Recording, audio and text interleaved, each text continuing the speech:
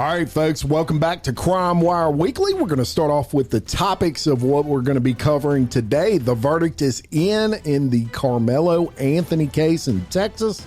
We're going to be talking all about that. Biggest story in the country right now. And a whole lot of social disruption to follow. Yeah. DWI arrest in Louisiana has led to an alligator attack.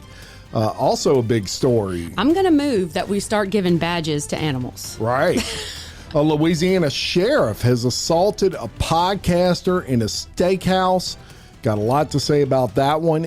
In California, an actor in Top Gun Maverick is killed by his stepson. Then we're going back to Louisiana, where in one parish, apparently instigating is a crime. You know, I hope not, because I've been known to instigate a time or two. Yeah.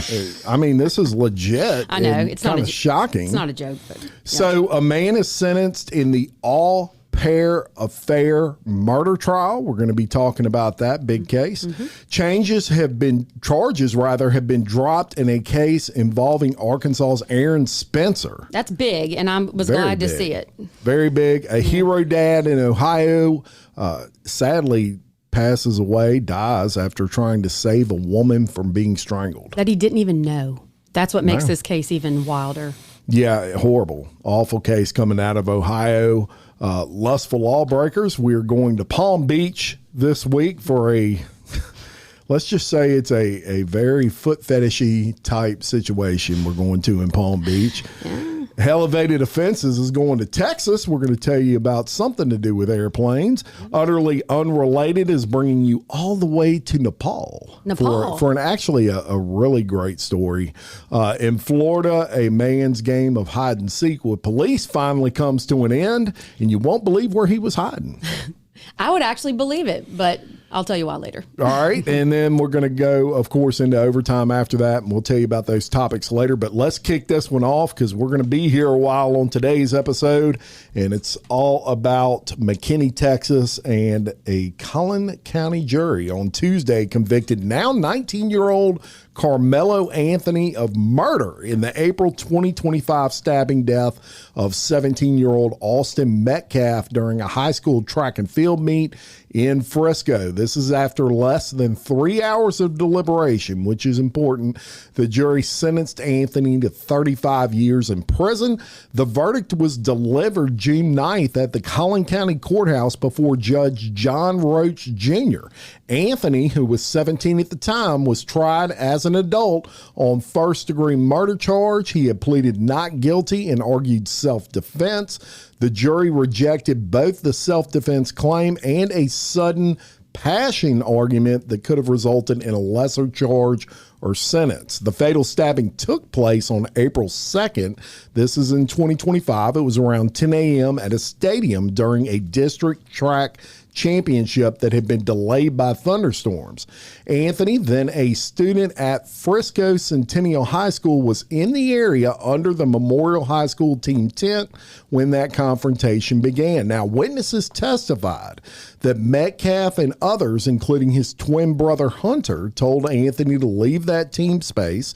According to testimony and police reports, Anthony then reached into his backpack and said something to the effect of, quote, "touch me and see what happens."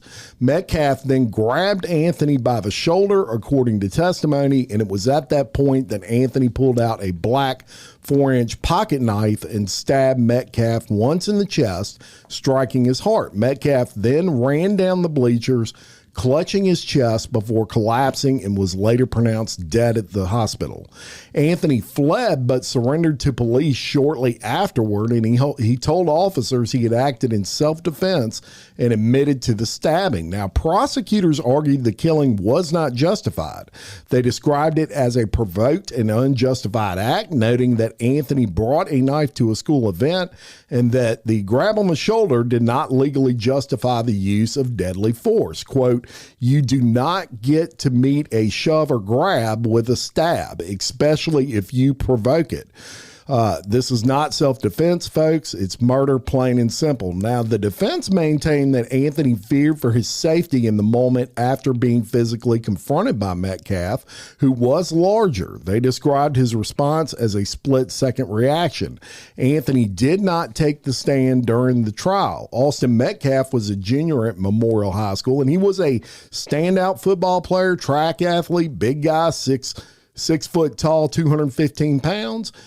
Solid muscle. Karmelo Anthony was a senior at Centennial High School and a member of the football and track teams, and both were described as good students. As a matter of fact, Anthony had a 4.0 record and no prior criminal offenses.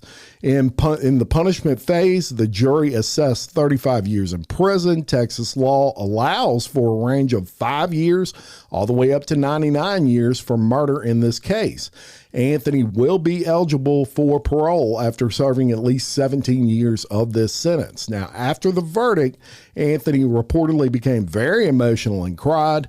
Metcalf's twin brother addressed the court saying, quote, "Now I want everything taken from you. You took everything from me." The Frisco Independent School District issued a statement acknowledging the ongoing impact on the community and committing to support students. Anthony will serve his sentence in Texas prison system.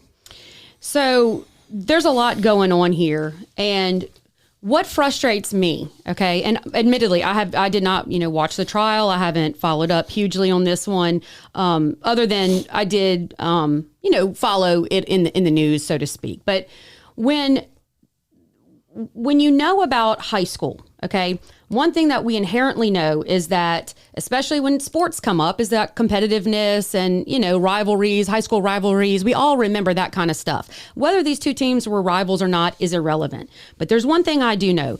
I ran track in high school and in college, and there are rules of track meets, and they are known rules. And this is where I start in this entire case, is that the rules of a track meet are you stay in your lane and you stay with your team. That's why they put up the team tents. That's why they have the designated areas where you set up shop. So Karmelo, number one, brought a weapon to a weapon-free zone, which means from the get-go, he brought a weapon for a reason. Whatever that reason you want to argue it is, I don't care. But he had one when he should not have. Number two, he was out of area. He was in a place that he knew he was not supposed to be. So then he goes and talks shit, basically, whenever the kids tell him, hey, you need to leave. This isn't your tent. Any kid would say this is not your tent. Any kid would do that. Any coach. I have told before as a coach, hey, you need to go back over there with your team. At football games, we mitigate this as faculty to keep kids separate because we don't want any type of confrontation or anything. So then he says, touch me and see what happens. I find that to be a provoking statement. And then something else not mentioned in the article is that Metcalf basically called his bluff because he had his hand in his bag. Once Karmelo put his hand in his bag, that meant he was thinking about grabbing that weapon before anything happened. He could have stood up and walked away, but he didn't. He decided to say, touch me and see what happens. Nobody was supposed to be armed. If anything, it should have been a fist fight, okay? If anything. But when he grabbed him and said, move, and then Karmelo pulled that knife out, he was done. He was done at that point. I agree. You cannot, we do not live in a society where stabbing someone is the acceptable response. And it's BS to me to say that Metcalf was larger. Well, then if Karmelo is this weak little kid and you saw this bigger kid, don't talk crap and go where you're supposed to be. I feel very strongly about that. And maybe it's all the years of teaching behind me, but nothing good could have come out of going in an area you weren't supposed to be. And it escalated from there. Well, and, I don't know if there's any truth to this, but I did see his defense team. And look, I want to start this off with I'm Team Metcalf here. I think that what was done here was the proper thing to do. But I also think, I'm also someone whose mind works where I always look at both sides of something. You should. And I try to see, was there something that led to something? In this case, according to some reports I've heard, a coach for that team actually knew this young man and said, hey, you can get under our tent. and that he wasn't saying anything to anybody. And it was several kids that walked up to him and said, "Hey, you need to get out of our tent." And they supposedly asked him 21 times. Yeah. And so on the 21st time was when apparently Metcalf kind of got in his face and said, "You need to leave the tent." And he stuck his hand in his bag and said, "Touch me and see what happens." And he touched him, and he pulled out the knife and jugged him with it in the chest. Now, it's interesting with the knife because it is true that you can't bring these to sporting events, but it's also not illegal to carry the particular knife he had because it's under 5.5 inches and it's a pocket knife. And a lot of kids I carried a pocket knife. Yeah, but you're not in today's school. If you have any knife No, on a I'm campus, not saying school. I'm saying state law. Oh, state law. I got you. What he had on him was got you. not illegal. And it's an important point. Now, the other important point to that is just because it's not illegal doesn't make it legal to stab somebody Right. with it. Right. Okay. I can understand someone carrying something for self-defense. I totally get that. And self-defense is a tricky thing. And look, in Florida, they've come up with the defense for this, or I said Florida, Texas rather. The defense for this, in his mind, was stand your ground law. And he's saying, I stood my ground, and stand your ground law means that someone can't force me to leave an area, especially during a thunderstorm and all this sort of stuff. And so I looked up the core principles of self-defense in Texas because they don't call it stand your ground law. Right. They just call it the self-defense principles. You have no duty to retreat. You are not required to flee or run before using force, provided you have the legal right to be in the location where the confrontation occurs. Not the aggressor. You cannot claim self-defense if you started the fight or provoked the altercation. Not engaged in criminal activity. You cannot use these protections if you are in the middle of committing a crime. And the fourth is immediate or proportional threat. And this is where I think he got. You must have reasonable, genuine belief that the force is immediately necessary to protect you against unlawful force. Deadly force is only justified if you reasonably believe you're at the risk of death or serious bodily injury. I don't think he was in a situation where he thought he was going to be killed right there. No, That's the whole question of this thing. Had this other guy, or had 10 guys jumped him, and he was just getting the shit beat out of him, and he pulls out this knife, that's a different situation.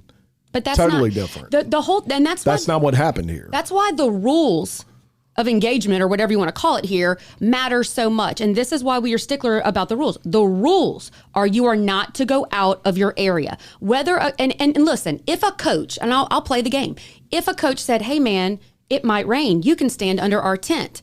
All Karmelo had to do was walk over to the adult and say, "Hey man, they're telling me to leave. Coach, you said I could stand here." Like, you know what I'm saying? That's common sense. That is common sense. Yeah, but that could go both ways. I mean, the kids could have went up to a coach and said, "Hey, he needs to leave. He doesn't need to be under our tent." But the kids would have never expected the coach to tell him he could stay under another team's tent, because that's not the rules. So either way, I don't believe that happened. I don't think that he was told he could stay there, because you would be gracious. I'm just saying that's what his defense said. Right. And I have no.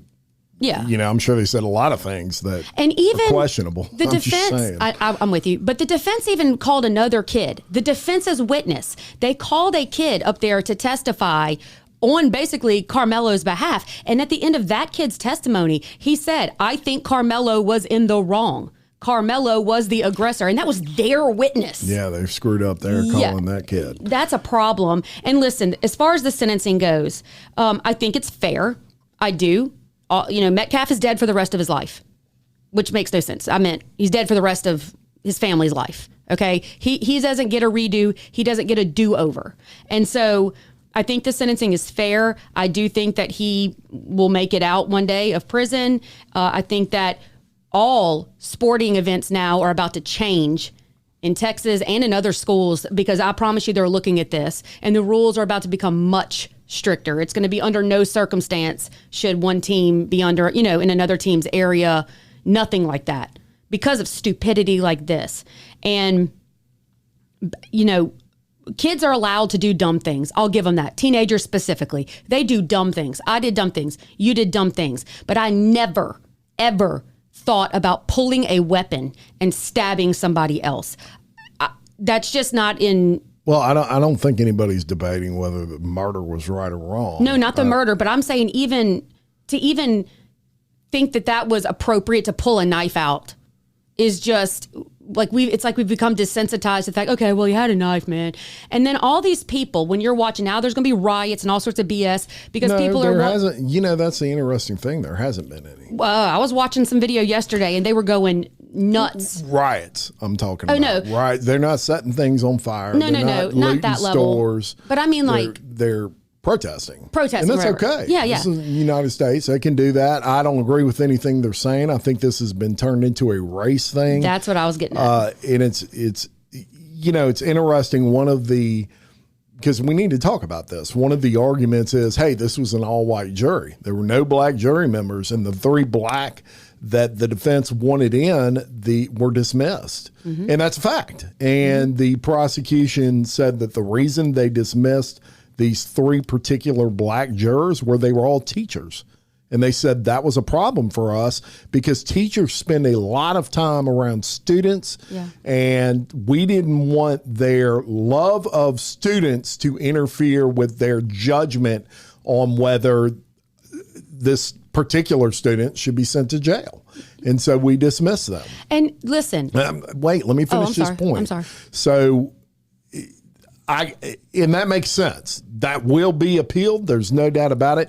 But it's actually an inaccurate statement to say it was an all-white jury. It was not an all-white jury. They actually had a Latino on that jury.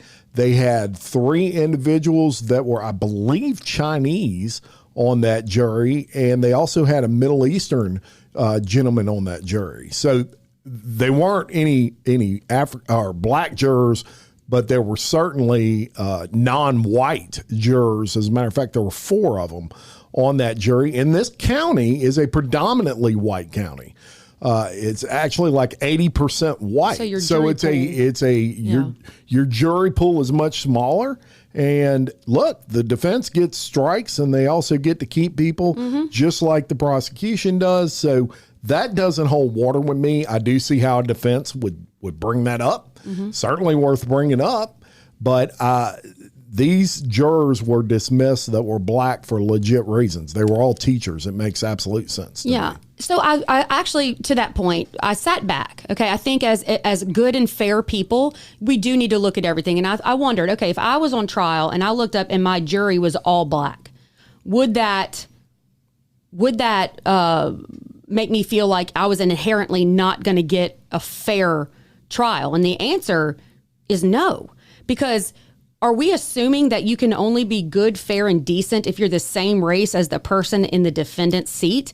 Because that's not accurate. And there's plenty of people, just because you're the loudest person doesn't mean you're the most reasonable person. And there are plenty of people of all races, all sexes, all everything that are speaking up and going, this is ridiculous. This is absolutely ridiculous. Clearly, Karmelo Anthony should have been found guilty. Clearly, what he did was wrong. And race be damned. It doesn't matter, because you don't have to be black to see that this was right or wrong. You don't have to be white to see that this was right or wrong. That's the point of the law. It's supposed to be blind to color and religion and race and, all of that stuff. That's not... I don't understand how they're coming to the conclusion. I'm not going to say it doesn't happen. It certainly, racism exists in society, and it certainly happens in cases, I'm sure, out there. I don't think it happened in this case, because I think it was clear cut before he was even arrested. Yeah. He stabbed this young man in front of like 30 people and killed him. And there's no debate on that. And there's no one that can say the force that he used was equal to the force that was placed against him. Because you can retreat. It just didn't exist. You can leave, and you didn't. Even if you don't have to, there was no threat of death on his end. No. There was not. No. But I'll tell you one thing, a couple of things with this case that surprised me. One, I didn't realize Texas allowed juries to sentence.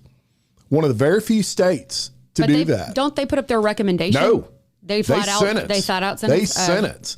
I, as a matter of fact, thought it was the other way around and looked it up because I couldn't believe it. Yeah. They actually sentence. A judge doesn't do it. They find guilty and they impose this. They get the parameters of what the sentence can be, and they impose it. And you know whatever it is. They got it right. For these to be lay people that were just sitting on a jury, I got to tell you something. They gave him, 35 years? So 17 is, assuming good behavior. Yeah, with good behavior, he's got a 4.0. Wasn't he a straight A student? Yeah, he's not stupid. Okay, he made a stupid decision, but he's not stupid. So what he needs to do is go be booked in. He needs to keep his nose clean. He can continue to get certifications of that are beneficial to him, and if he'll keep his profile clean, and he will be a good inmate, there's no reason why he cannot look at this and say, you know what, it is what it is. I messed up, okay? But I'm not a complete throwaway. I can turn my life around, and I can make this time behind bars matter and be beneficial. He can do that, okay? Even it can happen. Well, he's got light at the end of the tunnel. He does. But you know who doesn't? Austin Metcalf. No. Or his family. Or his twin. So I think that the jury here got it fair. They got it right, because even if he serves the full 35, he's still going to be out in time to live more life. So I hope that he gets a very good, I'll say classification, whatever it is. I hope he gets a good mentor while he's behind bars. They help keep this young guy on the right track, promote good decision making, and maybe he can get out and he can, he can make something of himself. If that's our goal, right? Yeah. Our goal is to change behavior. So. Well, and last thing I'm going to say on this, but this is why we need cameras in the courtroom for every case, in my opinion. Cases like this, when there's a lot of states that allow cameras in a courtroom, and there's a lot of states that don't. Louisiana is one of them. Don't allow cameras in the courtroom. I think that's absolutely crazy in these days and times. And the problem with that is you've got a case like this, and unless you're there in that courtroom, you've got to rely on people who were there who report it. And their facts may or may not be slated. They can leave things out. They could leave things out. They could have some sort of inherent bias where when you're watching it for yourself, you can make up your own mind. You're seeing all the evidence. Kelly and I both attended a case recently where if we went by what the headline said at the beginning, we would have had a totally different opinion on how that case was. I actually would have. I 100% flipped. Yeah. My opinion, 100%. Just from sitting in the courtroom. That's how important. I don't understand in these days and times why cameras are not allowed in the courtroom. I asked a judge friend of mine about that because I was frustrated. Why aren't there cameras? Why can't we? And I think half of it's the judges don't want them there because they're getting judged. Well, you know what by the public. He told me was this, and I do understand what he's saying. He said that a court of law is not meant to be made into a TV show. It's not meant to be something that people start using as sport. Those weren't his exact words, but that's kind of how I'm explaining it. And he said that at some point in cases, it becomes a media circus, and it does anyway. Yeah. That's what they're missing. It does, and the problem you give by not having them in the courtroom is then whoever's writing that article or reporting on that story is controlling the narrative. Right. Because the general public, look, people work. Yeah. You can't go to court. It shut down our lives for a week when we went. We couldn't even bring our cell phones in there. Right. So people don't have time to go to these things. So you're getting that narrative controlled whenever that happens by the media. You want to stop that from happening? Put everything on a feed where people can watch it, a live feed. Yeah. And that doesn't fly with me, that reasoning, because they allow it in a ton of states. Yeah. Look at the OJ trial. I mean, that was a 7-month trial that went on forever, and a ton of people watched it, had interest in it, including myself. But that was televised fully. Yeah. Nothing. The public had a right to know. And the public has a right to know on every case, but something like this where it becomes so racially motivated, and it shouldn't. This had nothing to do with race. If this was a black kid that got stabbed by a white kid, I'm here as a white man saying that white kid needs to go to jail for 35 years or whatever. Race has played nothing into this. As a matter of fact, I do want to say this. That kid, the white kid, there's some people in the community that were supporting Karmelo Anthony that said or alluded to the fact that Austin Metcalf was racist. And let me tell you something, as a football player, and he was a football player, and his brother was a football player, ain't none of us racist. No, why? Because we grew up playing with black people. Yeah. And as a white person, that's right. Yeah. And so that just never occurred to me in high school. I never thought it was a black-white thing. I still don't to this day. And I think a lot of that was because I played sports with people of other races, not only black, Spanish people, Chinese people. And it just never occurred. And the fact that he played so many sports, track, football, that tells me that boy wasn't racist. No, and what's happened here is this. This is generational assumptions and bias being passed down generation to generation, because young people today in school, I'm telling you, I worked in these schools. Young people today, the friendship groups are wildly different than what they were back in the gap. Okay. Black kids, white kids, a lot of mixed race families, it's just not what it was. And so when we keep pushing this narrative that everything is inherently racist in some way, it's getting to be too much, and it's taking away from true racism cases or true issues that involve racism. Because not everything is. Just because two people are different races and on other sides of an issue doesn't change what the offense was. If we didn't even say black versus white, or if we just said a teenage boy stabbed a teenage boy and you never even got to see him, this wouldn't even be blowing up like it is. Right. It'd be clear cut. It'd be a local story. Yeah. And not a international story. Absolutely. And so, there you have it. There's no winners here. 2 children, their parents have lost them for a long time. And we need to recognize, maybe we need to talk to our kids more, Yeah. All right, let's go right here to St. Charles Parish, Louisiana, where, okay, if you think getting a DWI is bad, this guy just leveled up as far as DWIs go. All right, a 40-year-old man was attacked by an alligator after entering a swamp to flee a DWI investigation, according to Louisiana State Police. The pursuit of a male suspect, which was later identified as Victor Rivas, began on June the 7th after troopers with Louisiana State Troop B received reports of a Toyota Supra driving recklessly on Interstate 10 in Jefferson Parish. The vehicle was also said to have already struck a concrete barrier and sustained a tire blowout. So we've got a big, emergency here on the roadway. So the troopers conducted a traffic stop after the Supra was observed traveling south on Interstate 310. And as troopers spoke with Rivas, they said that they observed signs of impairment. So during their DWI investigation, that's when Rivas tore off running. He took off on foot, and then he jumped from the elevated portion of Interstate 310 into a nearby swamp. With the help of deputies from the St. Charles Parish Sheriff's Office, the troopers searched for Rivas, who was later spotted walking along U.S. Highway 61. Well, when law enforcement approached him, he fled again into the swampy area, where this time he was attacked by an alligator and sustained injuries to both arms. Despite his injuries, he continued fleeing before being located and apprehended with the assistance of a drone. So he was transported to a local hospital. He was treated for non-life-threatening injuries, and the alligator, guys, this alligator was not injured.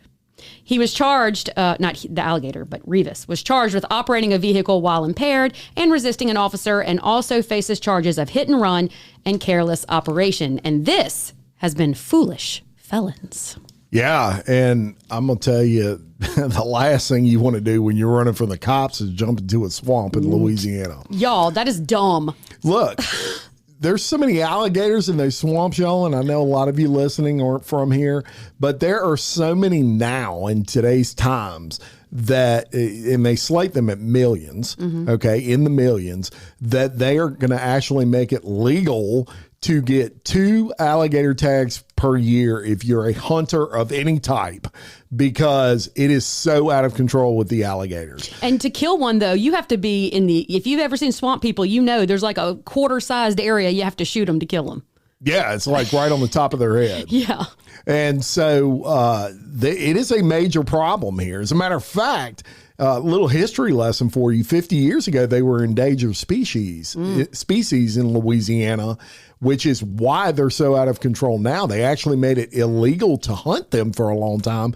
Then they said you can hunt them, but you got to be a specific type of hunter, and you only get so many tags. And now there's millions of them, so you're getting DWIs jumping in the swamp, and you're getting apprehended by Officer Alligator. That's right. Officer Al. So the video is crazy.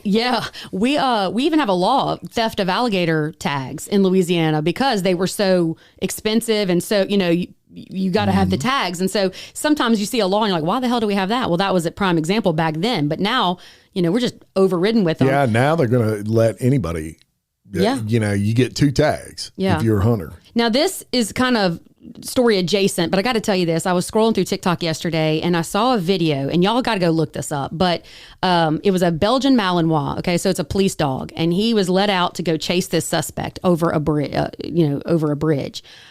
If you have ever in the movies seen the slow motion, when someone like jumps off a bridge, and like it's the heartbreaking moment. Oh my God, that Malinois, when he said, get him, that dog was not joking. That dog full speed ahead. The guy jumps over the bridge and that dog just right over it. Full-fledged jumped off a 40-foot drop. Yeah. Hit the water below. How the heck would you go from an alligator Well, to I'm just saying, this guy jumped off a bridge. That dog jumped off the bridge chasing after that guy. So we got alligators down here. You can't be jumping off bridges down here. Yeah, I wouldn't want either one attacking me. Look, the Malinois is just as bad as the alligator. My daddy had a lab that he would throw a thing, practice jumping to go get ducks or whatever. He lived on the river down here. My daddy threw the dang bumper or whatever you want to call it out in the water. The dog jumped out like he's done a million times to get the bumper, and a damn alligator took my dad's dog under. Yeah. But later, the dog popped back up like a few seconds later, and he was missing part of his tail, but he lived. So let that be lessons to you folks. Yeah. Don't drink and drive, and don't jump off into swamps. Well, we're going to stay in Louisiana, and this time we're going to St. Tammany Parish. Right. Beautiful part of Louisiana for those not from here. St. Tammany Parish, and especially where we're going to be talking about, which is Madisonville. I go there to eat all the time. Beautiful. Great place to eat right there on the water there. But there's a sheriff there. His name is Randy Smith, and he turned himself in just this past week. He was booked into the Tangipahoa Parish Jail on 1 count of second-degree battery and 2 counts of disturbing the peace in connection with an alleged assault of a longtime local critic at a Madisonville restaurant. Now, according to the arrest warrant, which we're going to cover with you, this incident occurred at Keith Young's Steakhouse. It's located in Madisonville. And the guy that the sheriff, now not a sheriff's deputy, the sheriff, Randy Smith, attacked is a podcaster by the name of Robert Bobby Couvion. And Bobby Couvion hosts a podcast called The Couvion Show. And that's a part of the Louisiana Podcast Network. That's actually a company I've personally had some dealings with in the past.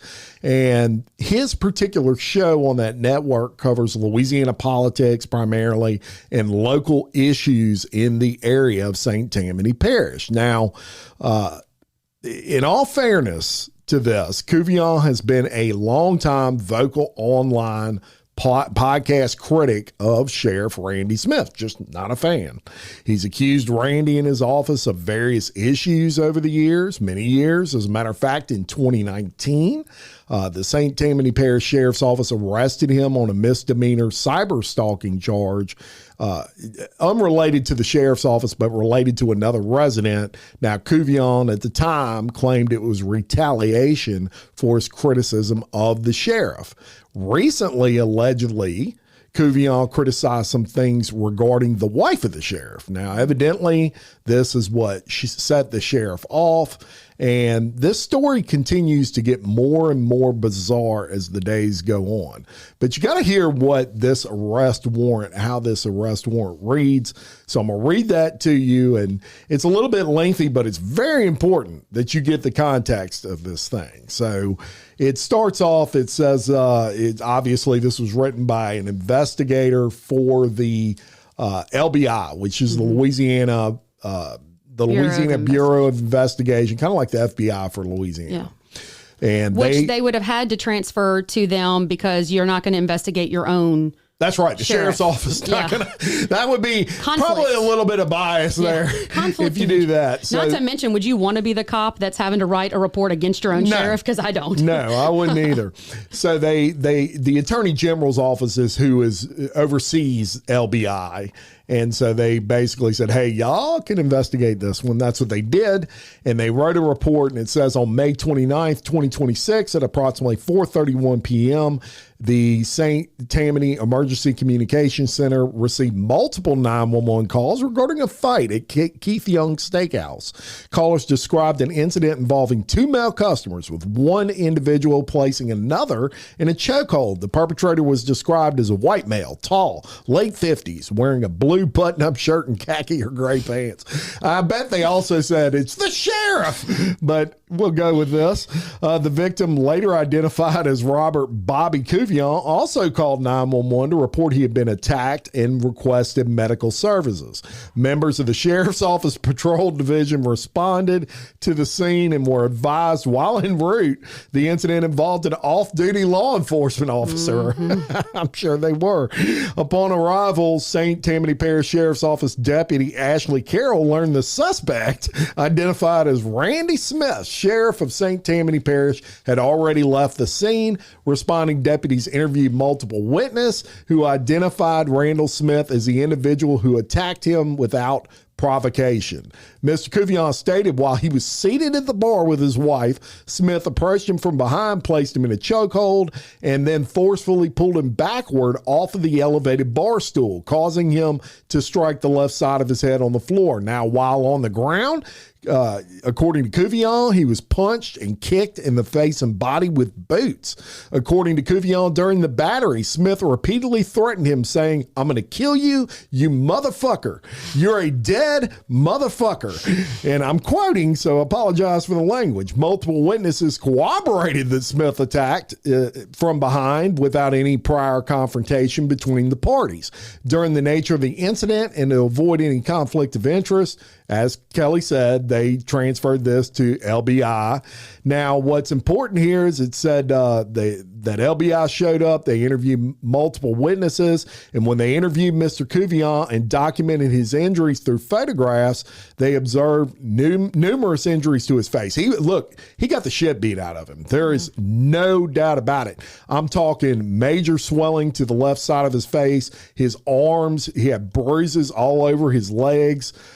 From the kicks, etc. And Mr. Cuvion also mentioned, hey, man, he kind of smelled like alcohol when he was on top of me. And he stated that he was in fear for his life after threats made by the sheriff, in his position as sheriff. So Randall Smith had already left the scene prior to law enforcement arriving. And so they're interviewing all these people, and they come up with an idea, and they say, well, we want to see a receipt for what Mr. Sheriff ordered. So that's what they get. And the receipt was $346.21. And that included the food and the bar tab. So further examination of that bar tab included 5 glasses of what's known as walking full wine. I haven't had that. 4 happy hour vodka martinis, 7 Tito's vodkas, 1 Tanqueray, and 1 Ketel 1 vodka. But it doesn't say how many people were at the table either. Doesn't say how many people were at the table. Okay. Doesn't say that, but that's the receipt, and that's what he paid for. Okay. During a review of the video, they could kind of see and corroborate everything that this witness had told them. Now, shortly after this, Randall Smith, who was seen in a clad button-down shirt wearing dark colored pants and a wristwatch, approached Cuvion from behind and did everything I just told you about. Right. I'm not going to repeat that. So they get all this information, And obviously they found, look, they had a freaking video. Yeah, he did it. Of all this. That there's no denying that this is what occurred. And there were people on the scene that said, hey, yeah, he was drinking. He was definitely feeling it. You know what I'm saying? Like he was drunk, according to witnesses on the scene. So he gets arrested. Second degree battery, disturbing the peace by engaging in a fistic encounter. And incidentally, that second degree battery is a felony. Yeah. It's not a misdemeanor. Also disturbing the peace by appearing in a intoxicated condition. So they've got kind of proof that he was drinking them down. Right. Okay, I don't think he drank everything on that receipt. Certainly, some other people were drinking too because he wouldn't have been able to walk. Yeah. But there's no doubt they have him on video drinking because they wouldn't have this charge if they didn't. So I told you the story regarding the St. Tammany sheriff gets even crazier when I started this one. And in the next segment that I'm going to do, I'm going to tell you why it gets a little crazier. But KJ, what do you think so far on this one? So I think that the sheriff legally and everything is dead wrong. Part of what happens when you become a public official is that you open yourself up to criticism, insults, all sorts of things. And the reality is they can be founded or unfounded. You can be accused of doing things that you didn't do. And where this thing gets off kilter, or where this type of stuff happens is this. I don't believe that the podcaster was just being like a objective pundit and looking at issues and saying, oh, I don't think he chose that right or he chose that wrong. This got messy and he started directly insulting, attacking, and going after people that are not public officials, i.e. His wife, and directing insults and criticisms of the looks of his wife. And what happened here is what would happen to anybody who has someone attacking their loved one. I'm not saying go attack people and that's okay. But what I'm telling you is I think that a lot of people have their breaking point and then you add alcohol to it. And this guy's been insulting his wife and he's like, my wife didn't sign up for this. This was not her job. And I think that he just got pissed off. The alcohol fueled it and he got tired of the bullshit and he went over there and he beat the brakes off the guy. I think this is what it is. I agree. I would agree with that. And I'll say this, okay? You're a public figure. Hey, you ran for sheriff, bro. No one made you do that. Right. And when you run for sheriff, you know that's going to open you up to criticism. Guess what? Whether this guy was right, wrong, or otherwise, I defend his right to say he has a First Amendment right. He may think whatever he said about this man's wife. Yeah. And I think it was something insulting her weight, if I'm not mistaken. Yeah. And look, as a regular, everyday citizen, I'm beating your ass if you say something about my wife like that. I get it. I get that. But I'm also not the sheriff. Yeah. He took an oath. That oath is what? To defend the law. And his wife. When he took his vows. But his oath as a sheriff is to defend the law. That was stupid. Yeah, it was. It was dumb. He knows it was. Absolutely, he knows it was. But if you know it was, then why are you still sheriff? Why are you not resigning? That's an embarrassment to the entire parish that you're sheriff. And I'm going to tell you what, I don't believe my sheriff would do that. As a matter of fact, I know he wouldn't because I know that he's been attacked unfairly online many times and he has not retaliated against people for that. And I respect him a lot for that. You can't do that. I have a question. Don't put yourself in a position where you could do that. Yeah, but I have a question. But I get it. Yeah. You understand? I get it, but you can't do it. But I have a question here. Why did this guy think it appropriate, this podcaster think it appropriate to go after the wife unless that's personal? No. Yeah. But my point is this. I think that he wanted this to take place so that he can win a lawsuit. And now it's coming. I think that it's, those First Amendment. I wouldn't say, you have no factual basis to say that. He was attacked from behind and he didn't even know the sheriff was going to be in that restaurant. Yeah, well, but let me tell you this. Those First Amendment auditors that go and they purposefully skirt the law. Yeah, get in their face and I can't stand those guys. I can't stand them either. But that wasn't this situation. No, but hang on. But the reason that they do it is they say that they're doing it under the guise of I'm documenting and I'm trying to prove that rights are blah blah blah blah. Doing it for clicks. Yeah, they're doing it for clicks. They're doing it to make money, and they're doing it so that they can sue law enforcement. That they can't take the bait. This right here, and I'm not saying you don't have a First Amendment right, you do, but I also believe in FAFO. And take the sheriff, take his role out of it right now. But you can't. No, I know. But if he wasn't the sheriff, the only reason that you would go attack this guy's wife is to personally hurt him, to strike rage in him so that he will retaliate. That's why you do it. There's no other reason to do it other than to hurt him. And so to act like the guy, I'm not saying it's right, but I'm just telling you as a human being, to act like, oh, I was just an innocent sitting at the bar, blah, blah, blah, blah, blah. I bet that guy couldn't take the heat if someone started going after his wife and saying how ugly and fat and all that kind of stuff she was. I bet he wouldn't take too kindly to it either. No, he wouldn't. And as a regular citizen, I would beat his ass. Okay. I agree with the sheriff there. What I'm saying Defending his is, wife's honor, at that I guess. point, I would also say I resign as sheriff. Yeah, he's going to have to. Because you know what? I'm charged with a felony now. I shouldn't have done it. It was bad judgment to do it. And hey, I defended my wife. I'm not sorry for that. I'm going to take my medicine on that, and I'm going to go through the system and the process. But I'm going to resign as sheriff. To me, you make the decision to resign as sheriff before you do that. Yeah. And then you resign. I think that It's it would just my be opinion. I think it would be politically appropriate to resign. I think that it would be the best thing for him because anything he does now from this point forward, let's say he did remain sheriff, anything he does from this point forward is now going to be heavily scrutinized. Well, That was yeah. retaliation. And you can't- That was retaliation, blah, blah, blah. Yes, and you can't live in a parish where I don't know exactly what the criticisms were this guy was making, but I don't want to live in a parish and have to worry about if I say something about my sheriff that maybe I believe, as a citizen, that I got to worry about him beating my ass. I mean, you can't have that. Yeah. You cannot have that. No, you can't. And it's going to open up a lot of civil suits if he were to stay on, in my view. Well, and now what's going to happen is when this guy recovers, I guarantee you he's now going to go in 10 times harder because now he's got the moral upper hand. And he's it's going to just get paid. Yeah, he's going to get paid. He's going to get paid for I this. just want to say this. No, the sheriff should not have done that.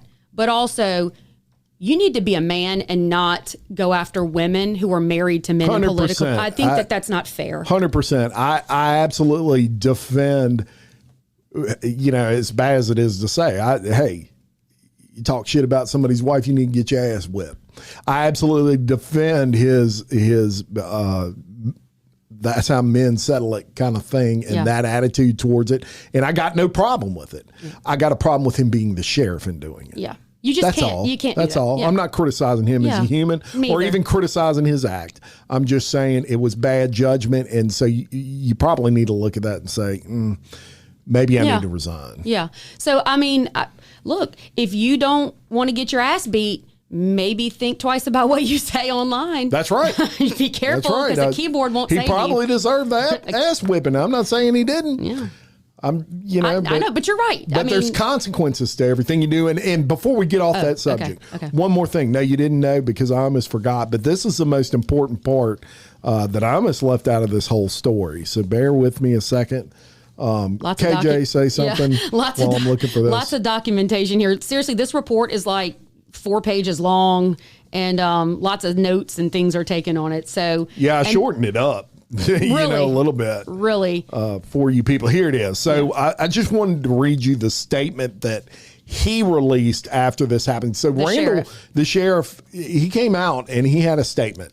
And it said this: I would like to begin by publicly expressing a heartfelt apology to the citizens of the parish. Notice it wasn't to the guy he beat up. It's to the citizens of the parish. The dedicated men and women of the St. Tammany Sheriff's Office, the owner, staff, and patrons of Young Steakhouse, and anyone else affected by this incident. To my family, and especially my wife, Adele, I apologize for the stress this caused them by this situation. situation. As an elected official and lifelong public servant, I fully understand and accept the fact that with this position comes not only great responsibility, but also heightened public scrutiny. I understand and respect the actions I take as sheriff are open to examination, question, and criticism. I accepted this fact when I put on the badge. Everything I just said, y'all. And I know that it is one of the unfortunate aspects of public service. All law enforcement officers know and accept this, as they also know and accept the daily threat of personal safety that comes with the job. Another unfortunate aspect of public service is the effect such public scrutiny and criticism can have on one's family. This too is accepted and endured by the family to an extent. For the past 10 years, I've ignored hundreds of personal attacks directed at me as an individual who hides behind a computer screen. His actions were direct and intentional. As sheriff, I have ignored the attacks, threats, and lies directed at me. As a husband and father, they continue to worsen. Public harassment of my wife, false statements against her, and the body shaming are not only despicable but unacceptable. Agreed 100%. Seeing the frustration and pain caused by your wife and family is much harder to ignore. In closing, I would like to thank our friends, family, and the many citizens who have reached out with prayers, etc. To the men and women, keep your head up and continue to perform the excellent work you always do. As I continue through this, I want to make a few things very clear. Actions have consequences. I will fully address my actions through the legal process. While doing so, I remain committed to serving the citizens of Livingston Parish. No, it's not Livingston Parish. St. Tammany Parish as your elected sheriff, respectively, Sheriff Randy C. Smith. So very well written. Yeah, I think it's. But he's planning on staying on as sheriff. Maybe he's going to stay on until they get a few ducks in a row, and then he might bow out gracefully. I don't think he's a bad guy. I really don't. And that's not because I like law enforcement. That's just in general. I don't begrudge his act. Yeah. If he were a regular citizen, even though it is illegal, even if you're a regular citizen, I want to say that it's wrong. You can't just go around assaulting people. No. I want to be clear with that. Right. But especially when you're in his position, you can't. Right. And to and not to belabor it, but to his point, you know, I have always felt like, and I've been on the I've been on the negative end of receiving horrible messages, saying things about me, and I've gotten threats. I had a guy that was a very dangerous person in our parish come after me and start blasting stuff about me, and it wasn't true, but you should have. It got hundreds and hundreds and hundreds of comments of people that I've never spoken to or met a day in my life that were saying I was vile and I was a horrible person, and I should be beat up or whatever. And you're like, damn, like how could just what some moron says spark such such a response? But you have to have thick skin when you put yourself in a position to be scrutinized, whether it's a public figure, elected official or not. But I will tell you this, as a human being, I'm drawing the line when it comes to my children and when it comes to my husband. And I'll tell you that on the air right now. They are off limits. They did not put themselves in this position. And for anybody, especially a man, to go after a spouse or children or something like that, that is you lost your man card at that point for me. Yeah. For me. And yes, you lost your man card. So don't run your mouth if you're not willing to take the licks. That's where I'm at. All right, moving on. Let's go to Los Angeles and veteran actor James Handy. Now, he was the bartender Jimmy in Top Gun Maverick. He was fatally stabbed Wednesday morning at his home in the Tarzana neighborhood in Los Angeles, and police have charged his girlfriend's 44-year-old son with murder. Now, Handy is now 81, Jim. Can you believe how old? People freeze in time, don't they, in a movie? All right, well, he was 81 and was found unconscious with a stab wound to the chest in the front yard of the residence where he lived with his longtime girlfriend, Wendy Gledhill. He was rushed to the hospital, but he was pronounced dead. Now, according to the Los Angeles Police Department, officers responded to the 911 call around 9:30 in the morning on June 3rd, and the caller, later identified as Michael Gledhill, made a cryptic statement. This is kind of creepy. Quote, "I am the son of man. I just killed the man of sin." End quote. Now, before I even go further in this, that statement alone, before I even knew the rest of this article, I went, oh God, mental illness. Because when people start bringing in religion and start talking like that, it just gives the total, mental illness vibe. Well, Gledhill flagged down responding officers and told them he was the person they were looking for, and he was taken into custody without incident. Now, the district attorney in a statement said, this is not how anyone's life should end, stabbed in the chest and left dying in the front yard of a home. So Michael Gledhill, like I said, he's 44. He's been charged with 1 count of murder with a special allegation that he used a deadly weapon. If convicted, he's going to face up to 26 years in prison, and he's being held on a $2 million bail. Now, he is the son of Handy's girlfriend, like I said. She's 76. So both of these got, they're elderly.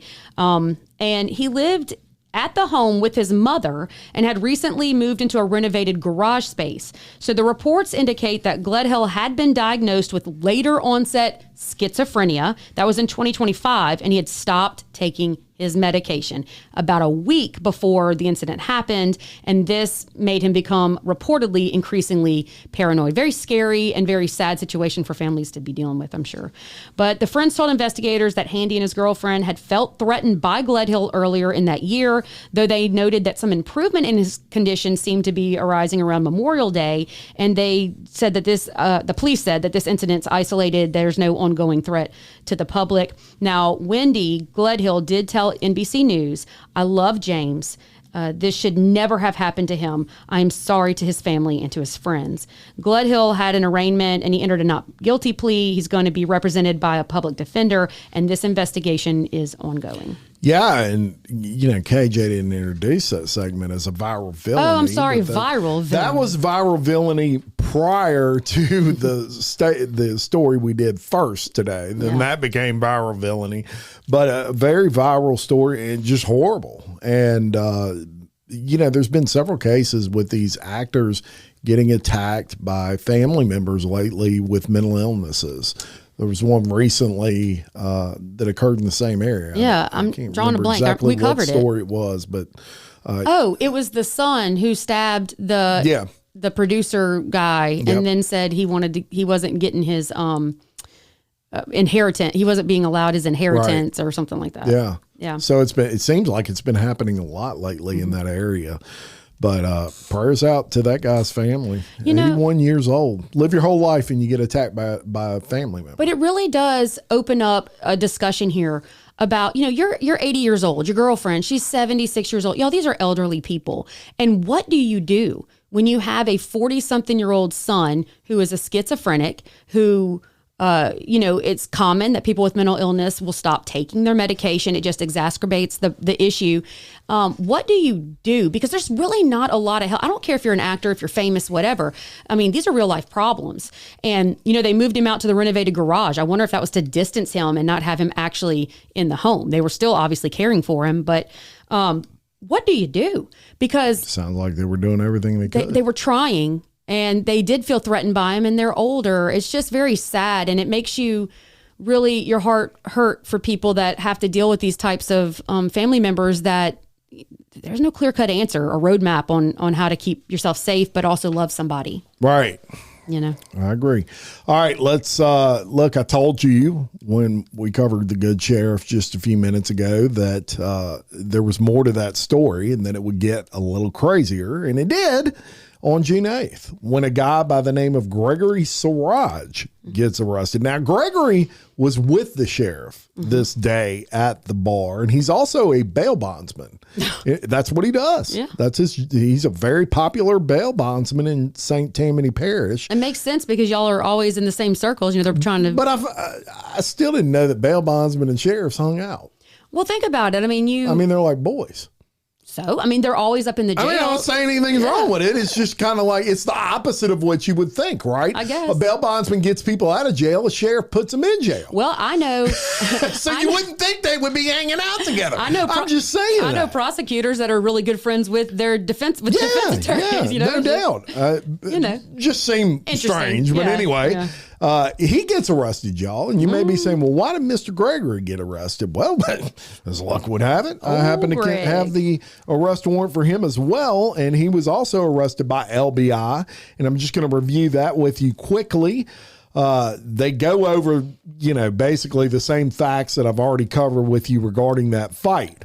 Now it says, get this, during a review of the video that they reviewed of this fight, a white male with gray hair wearing a black t-shirt and white shorts, later identified as Gregory Siraj, he walks past Cuvion, who was seated at the bar, and he points to him while facing the direction of Sheriff Randall Smith, just before pounding his fists together in an aggressive, suggestive manner. So imagine that. You point at the guy and you pound your fists together and you say, get him. Get him, boy. I don't know. He didn't say that, but he might have said that. So shortly after that is when Sheriff Randall Smith attacked. Now, here's what's interesting about this whole thing, because I'm not going to read the whole arrest warrant, but I will read you what he was arrested for, because it kind of surprised me. Want to see that sheet you just had? He was arrested for principal to second degree battery. So he's essentially arrested for pointing out the individual in the restaurant. He pointed. And, basically making a suggestive pounding of his fist into his hand. Mm-hmm. I didn't even know that was against. So you can point someone out. And if your dumb friend gets up at that point, I'm not calling the sheriff dumb, no, but he was drunk at the time and not in his right mind. If you point them out, you're considered instigating that fight. And you can get arrested and considered a principal. So he is not only charged, it seems like it would be, a misdemeanor. Yeah. No, it's a felony. Yeah. Principal to second degree battery is a felony. I guess they look at it the same way. If Kelly robs a bank and I drive her there, yeah, I'm just as guilty. But who knew you could get arrested for pointing someone out? I don't think that that's going to necessarily stick. I have not seen the video of this. I haven't seen whatever. This might be one of those CYA incidents where they're just going to make sure they cover, because he's a bail bondsman. I wonder if that's playing into this, where they're like, we got to make sure we do everything so that. Well, he definitely could bond himself out. Yeah, right. He ain't even got to call nobody. I don't know that that's gonna stick, because I could look at you right now, Jim, and I could say, "Go outside and beat that dude's ass." If you go do it, yeah, and then on free me, will. That's on me. Yeah, I have free will, but it's considered instigating. Yeah, but like from what I've researched, maybe I need to look it up more. And I'm just speaking off the cuff here, but like I may or may not allegedly for entertainment purposes only have been in a restaurant before and like gone to the bathroom, washed my hands, and as I'm walking back see somebody that I just can't stand, and when make eye contact with my husband, been like and like flip off the person as I'm walking by. Yeah. I don't know that. So you flip off your husband as you no like the person like like flip off the person while I'm walking by to their back. I mean, I'm not really. I'm just like we make eye contact. My husband knows I can't stand that person. I'm like, ooh, when I walk by, and I'm, whatever. God. But like, that's because I'm obnoxious. You know what I'm saying? And that's just like our language between my husband and wife. But your husband doesn't then go over there and beat the shit out of him. Right. There's kind of a difference there. Right. But you're telling me that this bail bondsman, who's probably his best friend, hasn't seen the attacks for years and years and years and years, and he wasn't looking at it and be like, man, beat this dude's ass, blah, blah, blah. Like just joking. Or oh, but he did joking. He might have known. But the fact that I don't think that's a felony. Pointed him out. That's ridiculous. First of all, if I'm the sheriff, I'd be like, look, this dude can't make me do. You're insinuating this guy had control over me. He put out a hit.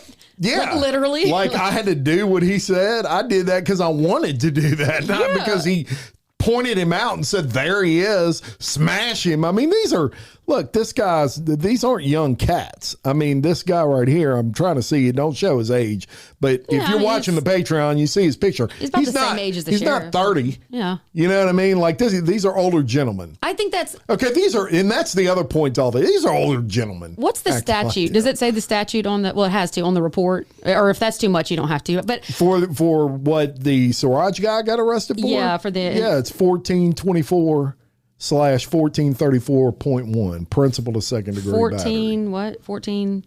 Well, let's not do it on the air. I don't want people to have to wait for it. 1424. Okay. Well, I just was curious, like, if there's certain elements. Oh my God, it's giving me a math equation. Get out of here. I mean, obviously, like I said, we're speaking off the cuff here. There might be more to the element of the law that whatever. But I just find that just like person to person to be kind of stupid. But there's a law against it, so something's to it. I do think that this plays into it as well. They know, meaning LBI, okay, they know that this is going to be a major civil suit. Every attorney in Louisiana that is a civil suit attorney right now has called this dude that got the shit beat out of him and said, hey, we're suing the parish, we're suing the sheriff's office, we're suing everybody. Right. And they know that. And so anybody involved is going to get arrested because LBI is going to say, hey, we did our job. We charged both of these gentlemen because they know a microscope is about to be put on this entire case. That's what I was getting at. I think that. So I don't know in a normal circumstance if that would have happened. Just a basic overview here says that basically there's kind of like three components to it. You can be a principal if you directly commit the offense with someone, aid or abet its commission, or directly or indirectly counsel or procure another person to commit the crime. So it is a crime. Yeah, but because I will be considering counseling another person to hey, there he is in a punching action. Yeah. Technically by the law. Yeah. But who knew that was illegal? I ain't never pointing out anybody's enemies anymore. I'm gonna act like I don't see them. Yeah. I just find that very hard to believe that would stick. You know what I'm saying? So I guess we'll find out. Technically, by the law, it should. I mean, he did do that. Yeah. And it is on camera. That's the thing. Cameras are everywhere. Also, guys, and as a sheriff, you should know that. You are on camera a million times a day. Brother. I just don't think... Take them out fishing. Beyond... Take them to the middle of Lake Pontchartrain and handle that business. Don't do it in a restaurant. No, pull him over for a DWI and let him jump in and let an alligator get him. Yeah. That's what you do. That's right. All right. Let's move on. Okay, we're going to Fairfax County, Virginia. And a Virginia man here has now been convicted of killing his wife and a stranger in an elaborate plot that's involving the family's au pair, and he was sentenced Friday to life in prison without the possibility of parole. What is an au pair? I'm so glad you asked me because I am too country to even know what that meant, and I did look it up. I looked it up because I'm like, this word is too fancy for me. Tell us. So basically, the technical definition of it, I guess, is a young adult, typically between the ages of 18 and 26, from another country who comes on a cultural exchange visa and does childcare for, like an American family for room and board. And so, it's if you don't want to. It's kind of like a nanny. Yeah. Except for you're not paying them money. You're just allowing them to live You're with exchanging services, Gotcha. basically. Okay. So I did look it up. I knew what au pair was, but I just thought nanny. I was like, but why are they called that? There's got to be more to it, Yeah. So that's kind of cool. I didn't realize what the exchange was. Okay. So basically, Brendan Banfield, 41 of Herndon, was sentenced on June 5th. He was convicted in February of 2 counts of aggravated murder, use of a firearm in the commission of a felony, and child endangerment in connection with the 2023 deaths of his wife, Christine Banfield, and another gentleman named Joseph Ryan. Now, this is devious, okay? Prosecutors said that Banfield and the family's Brazilian au pair, her name is Juliana Perez. I should know how to say the last name, but I don't. Magalhães, have you seen it?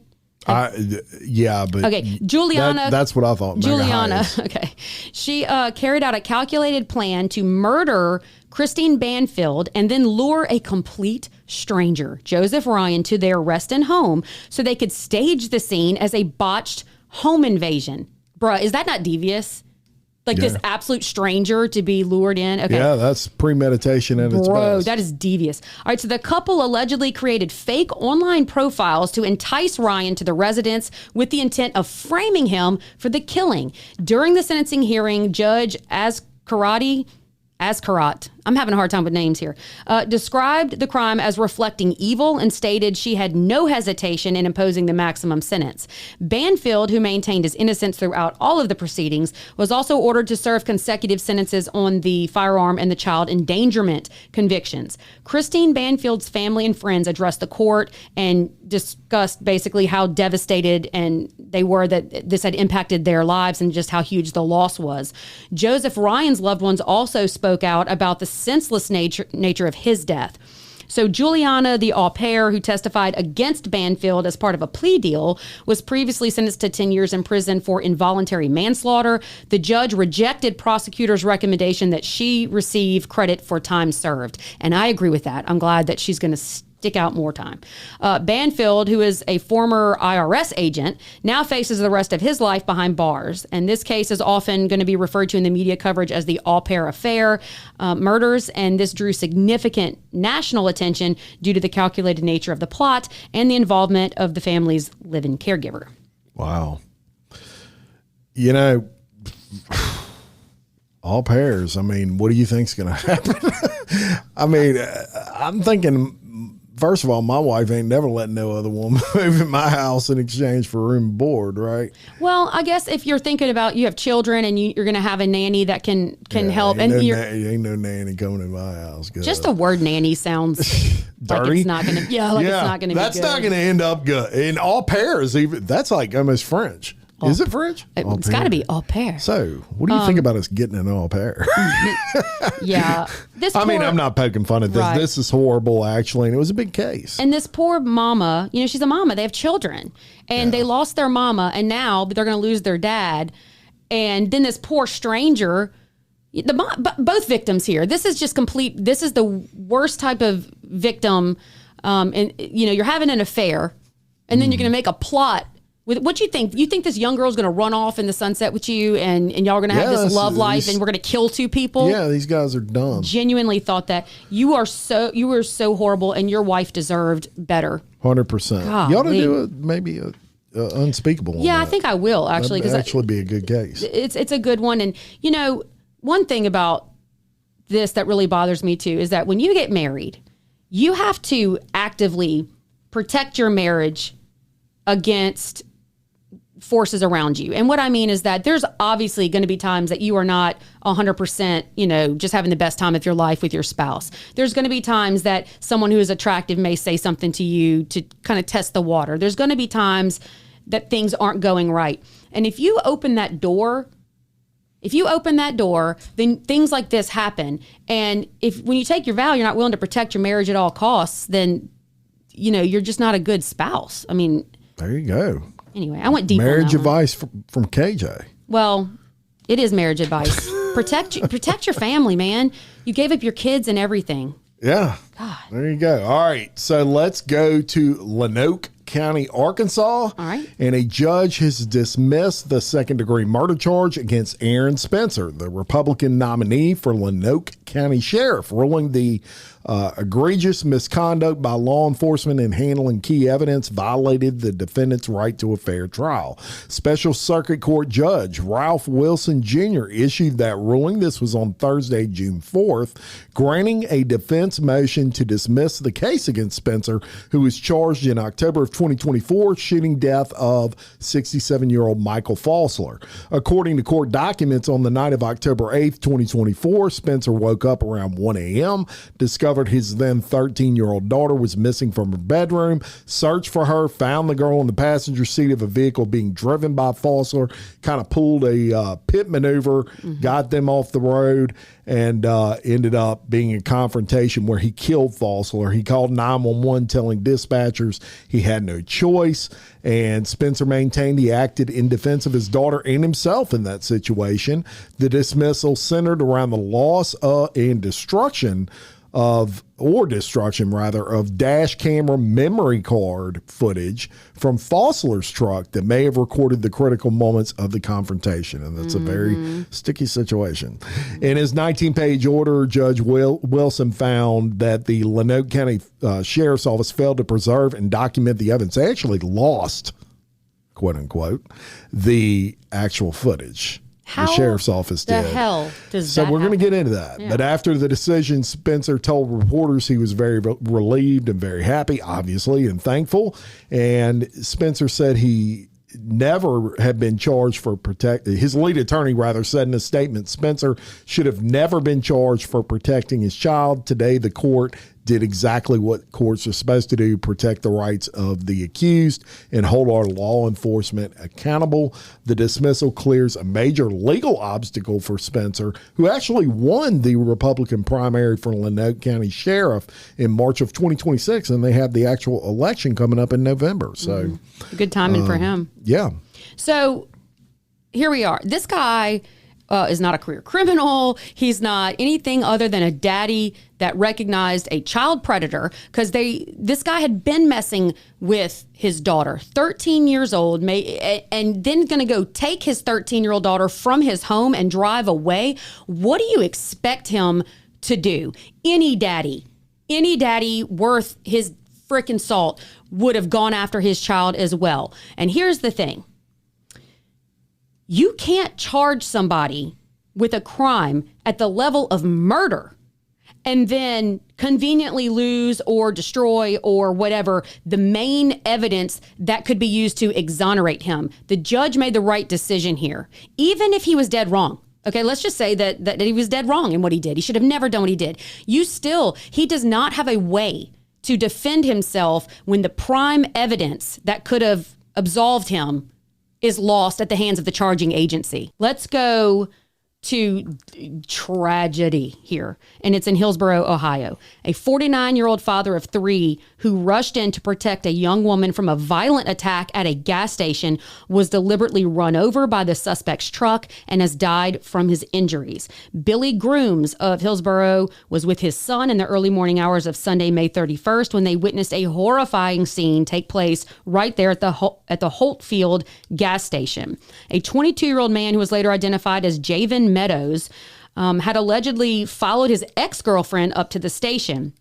That's when Meadows rammed another vehicle while parking his Ford F-150. He then approached the woman, grabbed her around the neck, threw her to the ground, and started kicking her. When the woman tried to get up, Meadows allegedly took her phone and then punched her back to the ground. And that's when Mr. Grooms stepped in. He went over to intervene and asked the boy to let her go. That was according to Grooms' sister-in-law. Her name was Angela. And in turn, the boy jumped in his truck and ran Billy over. Meadows then drove over Grooms, who suffered multiple broken bones and a severe brain injury. So it sounds like he ran over his head. He was airlifted to a hospital with what doctors described as roughly 1% chance of survival. He was placed on life support, but he was taken off on Thursday, June the 4th. He did pass away shortly afterward, and his family then, this guy is such a hero on so many levels. He then underwent an honor walk because he donated his organs and he saved the lives of 5 additional people with that organ donation. The woman Grooms saved publicly called him a hero, and in a statement she said, "I believe Billy was a hero. I believe his actions saved my life, and I will carry that gratitude with me forever." Grooms' wife, her name is Amy, described the devastating final moments and her husband's character. "He just went straight towards my husband and hit him and dragged him. We were trying for hope. We were praying for hope. If we could try to intervene to stop the swelling, but within days he was declining. It's been rough. It's like this dark cloud that's over us." And she added, "That's who Billy was. He wasn't a very social person, but the people that knew Billy knew he was compassionate. He cared. He loved very, very hard, and he would have stepped in for anybody." Meadows fled the scene at a high speed, but he was later located and arrested, and he's been charged with strangulation and assault. Additional charges, including those related to Grooms' death, are pending. And Grooms left behind his wife, Amy, and 2 sons. He was the family's primary provider, too. So I want to let y'all know a GoFundMe campaign titled "Support for Amy's Family After Tragic Accident" has already raised more than $30,000 to help with the family expenses. Yeah, and just ordinary people doing extraordinary things. And this guy didn't have to intervene. He chose to intervene, and he paid with his life, and probably would do it all over again if he was alive still. Yeah. Tragic. This is somebody that, they say heroes don't wear capes. And this is certainly one of those times, because he didn't have to get involved. He could have turned the other cheek. He could have just called 911. But he went over there and asked the guy to stop hitting her. He asked him, "Dude, stop hitting her," whatever that means. And then that guy deliberately runs him over and kills him. This is a murderer in every sense of the word. Billy, and to his family, you have left an amazing legacy, I feel. You know, you saved one life and then you went on to save additional through organ donation, and that's, you're a hero. Yeah. So prayers to his family, and sad story. All right, Kelly, it's time for Lustful Lawbreakers.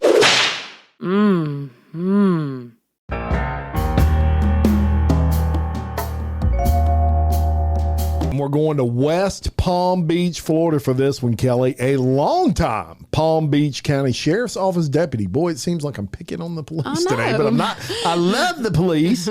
But I'm going to tell you about this deputy who has been terminated after an internal investigation found she had operated a paid online account for selling foot fetish photos and videos, including some filmed while on duty and at least one post showing her in her uniform. You done messed up there. Deputy Brandy Tinlin, a 21-year-old veteran, mind you, assigned to the Palm Beach County Courthouse, was fired following an internal affairs probe. The investigation was launched after other deputies reported Tinlin was running a subscription-based account on what's known as feetfinder.com, a platform dedicated to foot fetish content. According to the internal affairs report, Tinlin's account featured hundreds of videos or photos rather, and dozens of videos of her feet, some which are sexually suggestive or explicit. How the hell is that possible? Anyway, investigators determined that she used sick leave to film some of the content. And how did they find out that? And then at least one video showed her wearing her deputy uniform, and there's the big problem. The report concluded that Tinlin violated department policies by operating the account for personal financial gain, misusing sick leave, and appearing in uniform and fetish-related material. Tinlin was terminated from the Palm Beach County Sheriff's Office. The agency has not released an official statement beyond confirming the termination, followed by an internal affairs investigation. And I've got a picture of her up on the Patreon right now. If you're watching that, she does have some pretty feet, it looks like, and I'm not necessarily a foot guy. I'm not a foot person. I'm not into the whole foot fetish thing. But I just went to Feet Finder. I'm on it right now on my phone. Okay, you can view and buy feet pics, or you can sell your feet pics. And then they have a live transactions feed at the bottom, y'all. This is why old girl was doing it, because Aria 112 just made $954 5 minutes ago. Sean Pro paid $71.80. Why? Oh my God, Maya has $1,600 pay. Jim, photograph my feet now. Photo my feet. That's crazy. People would pay for that. Dude, man. Feet fetish? How are feet the fetish? Go to the beach. You can see them all for free. Just Google it. I mean, Google toenail polish. You can have feet everywhere. What are they doing? Shoving them in peanut butter? $1,600. Look, let me tell you something.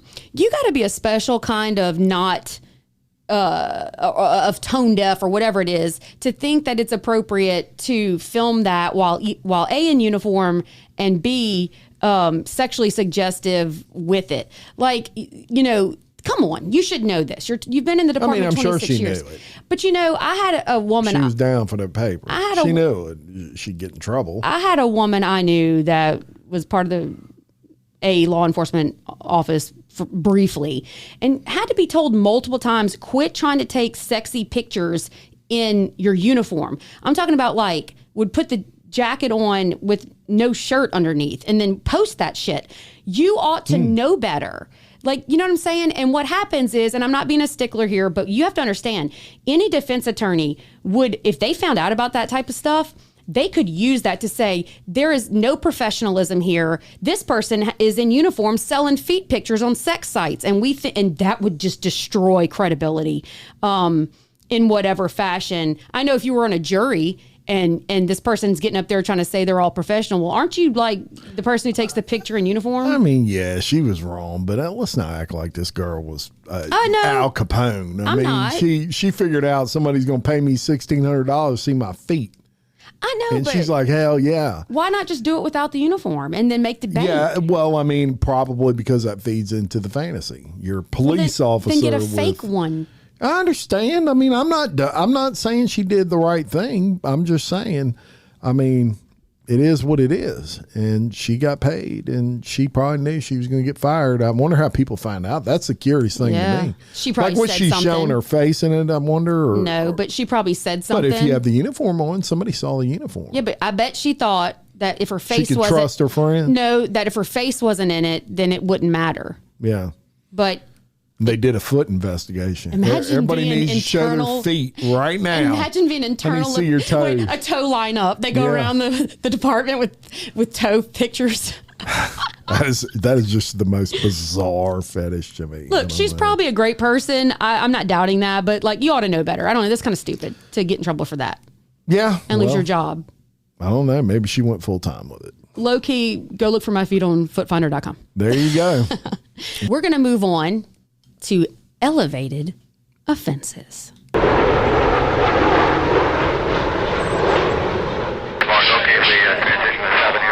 Okay. A 25-year-old Houston man has been charged with a felony after authorities say he used a counterfeit boarding pass to board a United Airlines flight bound for Los Angeles, forcing the aircraft to return to a gate and triggering a major security response at George Bush Intercontinental Airport. So Abdul Ramahan Oriomi was arrested on June 5th and charged with felony impairing or interrupting the operation of a critical infrastructure facility. And he posted a $25,000 bond and was ordered to stay away from airports as a condition of his release. So according to the court documents, the incident occurred when Oriomi's original reservation on a United Flight 469 to Los Angeles had been canceled because he didn't pay for it. Investigators say he created and used a fake boarding pass with a forged QR code that was missing key information. Oriomi allegedly cleared TSA security at Terminal C earlier that evening, though he reportedly had difficulty with his boarding pass and delayed the process by staring at his phone. Once airside, he went to a different gate for the Los Angeles flight, and court records state he waited until gate agents were distracted while checking other passengers, then pretended to show his boarding pass and walked onto the jetway. Once on board, Oriomi, however you say it, he sat in an aisle seat but appeared unsure of himself. He went in a restroom and later tried to claim he was a Mr. Lopez and asked to sit in the jump seat. Flight attendants checked the manifest and found no passenger by that name. As the plane was preparing to depart or was taxiing, a passenger alerted a flight attendant that someone was hiding in the lavatory. When confronted, Oriomi gave conflicting information. United employees and flight attendants quickly realized this was not a ticketed passenger. The plane was returned to the gate. All passengers were deplaned. And the Houston Police, an explosive detection canine unit, the FBI, Houston Airport Systems, and TSA conducted a full security sweep of the aircraft. The flight was delayed about 3 hours. During questioning, Oriomi provided his real name and date of birth and showed officers a United confirmation number on his phone along with the fake boarding pass. He was arrested and he is now facing felony charges. Right, and that is more serious than people think. I mean, you getting on a plane and basically no one knows you're on there. He's hiding in the freaking bathroom. Thank goodness for the person that noticed that. You know, think about it. How many people would actually have said, wait a minute, there's a dude in the bathroom hiding? I mean, most people are going to think, he's in the bathroom. He's using it, you know? Yeah. So do you automatically go to like, is this possibly like a terrorist practice run? I think this dude was trying to get a free flight somewhere. Yeah. So I wasn't sure. I don't go to that level, although it could be. It's possible. Yeah, and like the fact that they thought so too, because they brought the bomb detection people and all of that in, so their mind went there. So I'm like, okay, well, what is this name origin? So I did look it up, and the name origin is Nigerian. So I'm like, okay, well, I never think of Nigerians as like terrorist type people. Hackers. Yeah. So then I'm like, well, why was he trying to get to Los Angeles? So I looked up the population there. Maybe that's a big Nigerian population, but it says there's 10 to 15,000, Nigerian folks in Los Angeles. That's a lot. So it does seem like he was just trying to get a free flight to... Yeah, and Nigerians are very well known for their ability to hack. Most of your hacking situations and especially like your bank fraud stuff with Bitcoin and all that comes from Nigeria. Yeah. So they're very smart people when it comes to a computer. So it doesn't surprise me this guy was able to generate all the, these fake QR codes and things like that. For whatever reason, they're very skilled at that in Nigeria. Yeah. It's interesting. I think about, but the fact that he booked the flight so that he would be on a document somewhere, then didn't pay for it, and then had already made the fake boarding pass. Like, I'm not even bright enough. I'm sure I could figure it out, but I'm not even bright enough to know like what should be on the boarding pass ahead of time to create the document. But yeah. And then it probably wouldn't take much research to figure that out. Yeah. You buy a real one. Yeah. You buy a real one, and a week earlier, and then or a month earlier, and then duplicate it. Yeah, that just scares me. Anything post 9/11 and airplanes scares me. Yeah, that's why I'm saying that's a very risky situation for him. Yeah, yeah. That could have been really bad. So I'm glad they caught the guy, and thank goodness somebody was paying attention. Yeah. All right, let's go to Utterly Unrelated. Of course, this is a segment where we talk about something maybe completely unrelated to a crime, but it is a subject that's interesting and worth covering. And sometimes we like covering things that aren't so crime-related. We can call it crime adjacent. We're calling it Utterly Unrelated. Okay. And today we're going to Nepal, which you know where Nepal is? You don't. No. You don't have a freaking clue. I don't. Bruh, that is where Mount Everest is. Oh, my God.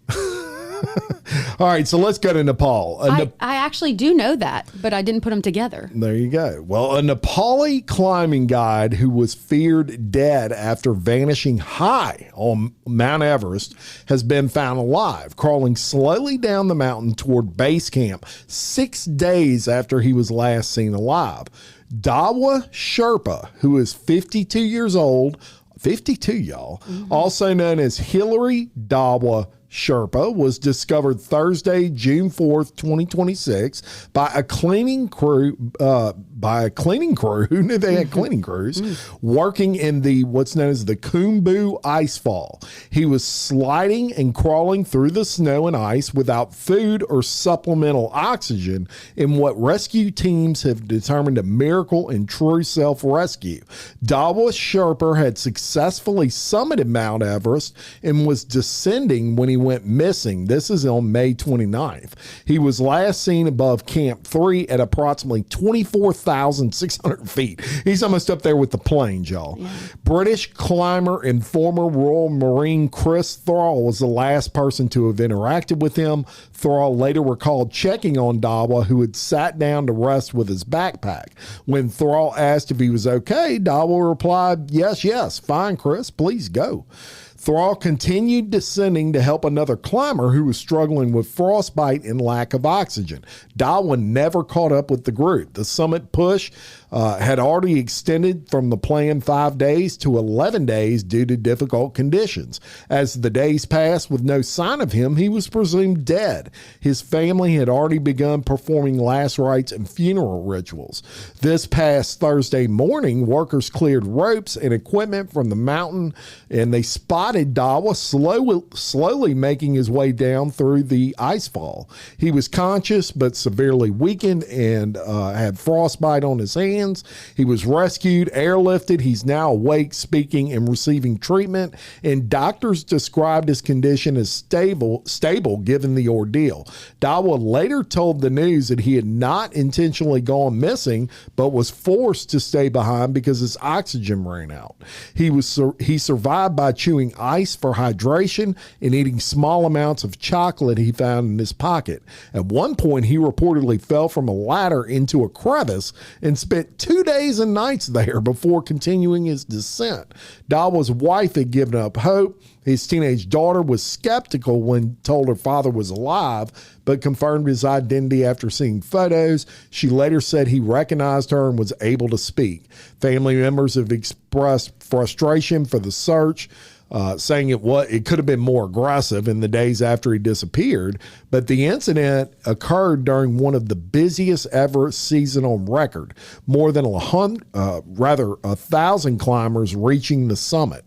At least 5 people died on the mountain this season prior to DWI's disappearance, and he remains in the hospital recovering from the harrowing 6-day ordeal on the world's highest mountain. Well, that's pretty admirable that he did stop to help somebody, and that probably cost him some precious, time and oxygen. But I need to listen. I've never even wanted to climb a mountain. But don't they like wear an air tag or something so that they could be located in the event of like getting lost or something happening? Because in my mind, if you did, then even if it was difficult to get to them, we got drones. Drones could go drop blankets or a drone could drop food. Like seriously, this is like seriously deadly shit. You can't do that up there, bro. You can't drone? No, the wind is like hurricane force. We don't have a hurricane force drone up at 24,000 feet, bro. You can't even fly a helicopter up there. You can't do nothing. That's why people die on that mountain, and they just leave them there. You can't get them down. But he wasn't at the top, right? He was on his way. He was 24,600 feet up.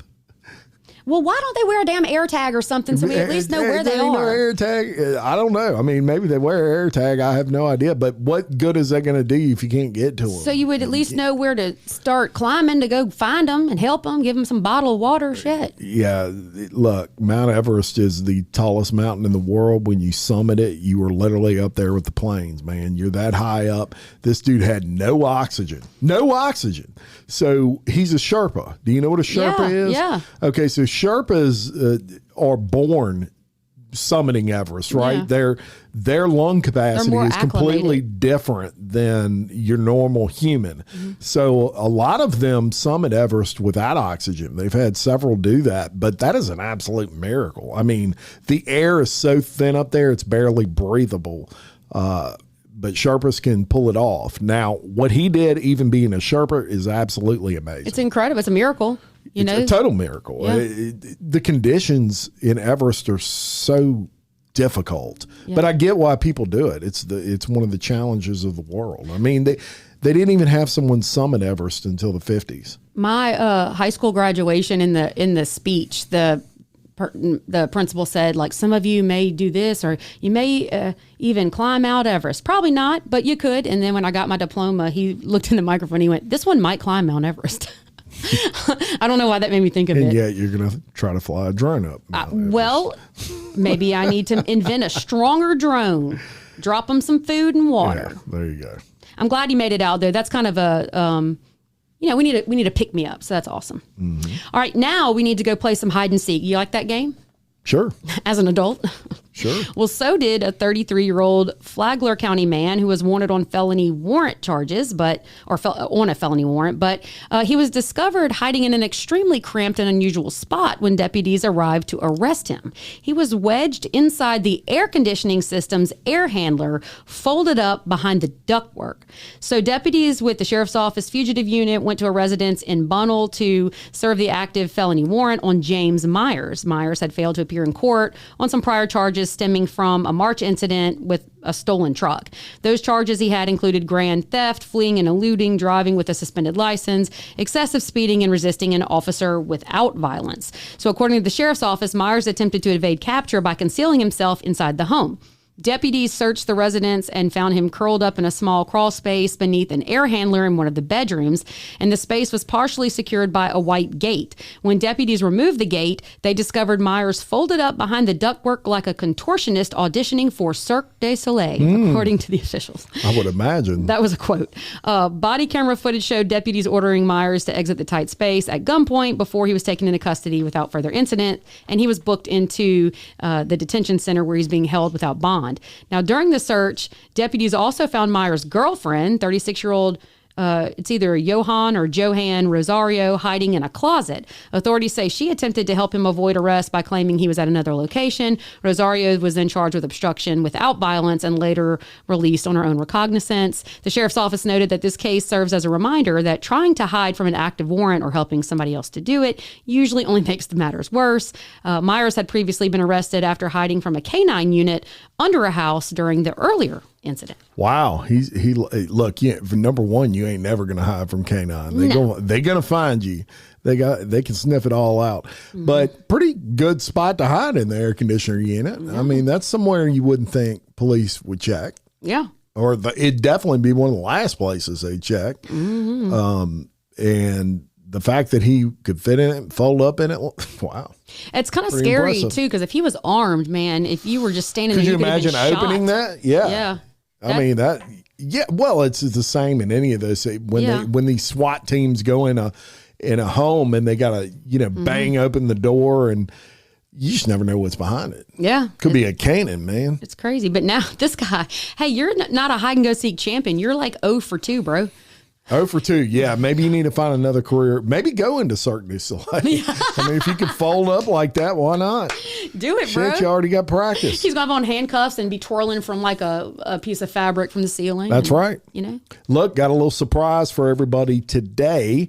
Obviously, this was an extended episode. We're like an hour 40 in. As a matter of fact, my little timer has timed out because it doesn't go past 99.99.99. Yep. So we're going to keep going, and I'm going to give everybody a surprise today. So if you're listening to the regular episode, I'm going to let you hear what it's like to hear overtime. Now, overtime is extra segments, if you will, that we do on our Patreons. Of course, the Unspeakable Patreon or the Exposed Patreon. Those links are in the description of this podcast. But we do a video version, which is fun, and you can see Kelly's feet. Oh yeah. You can also purchase them on so if you're into that, you can get it really cheap. But it's a video version, and we show, just like the news, pictures of all the people that we cover and talk about on the show. But you also get additional segments as well, additional news stories. We're going to give that to everybody today. You won't see the video version if you're not a member, but we're going to go ahead and just keep going and not cut it off. So Kelly, let's go into overtime. Let's do it.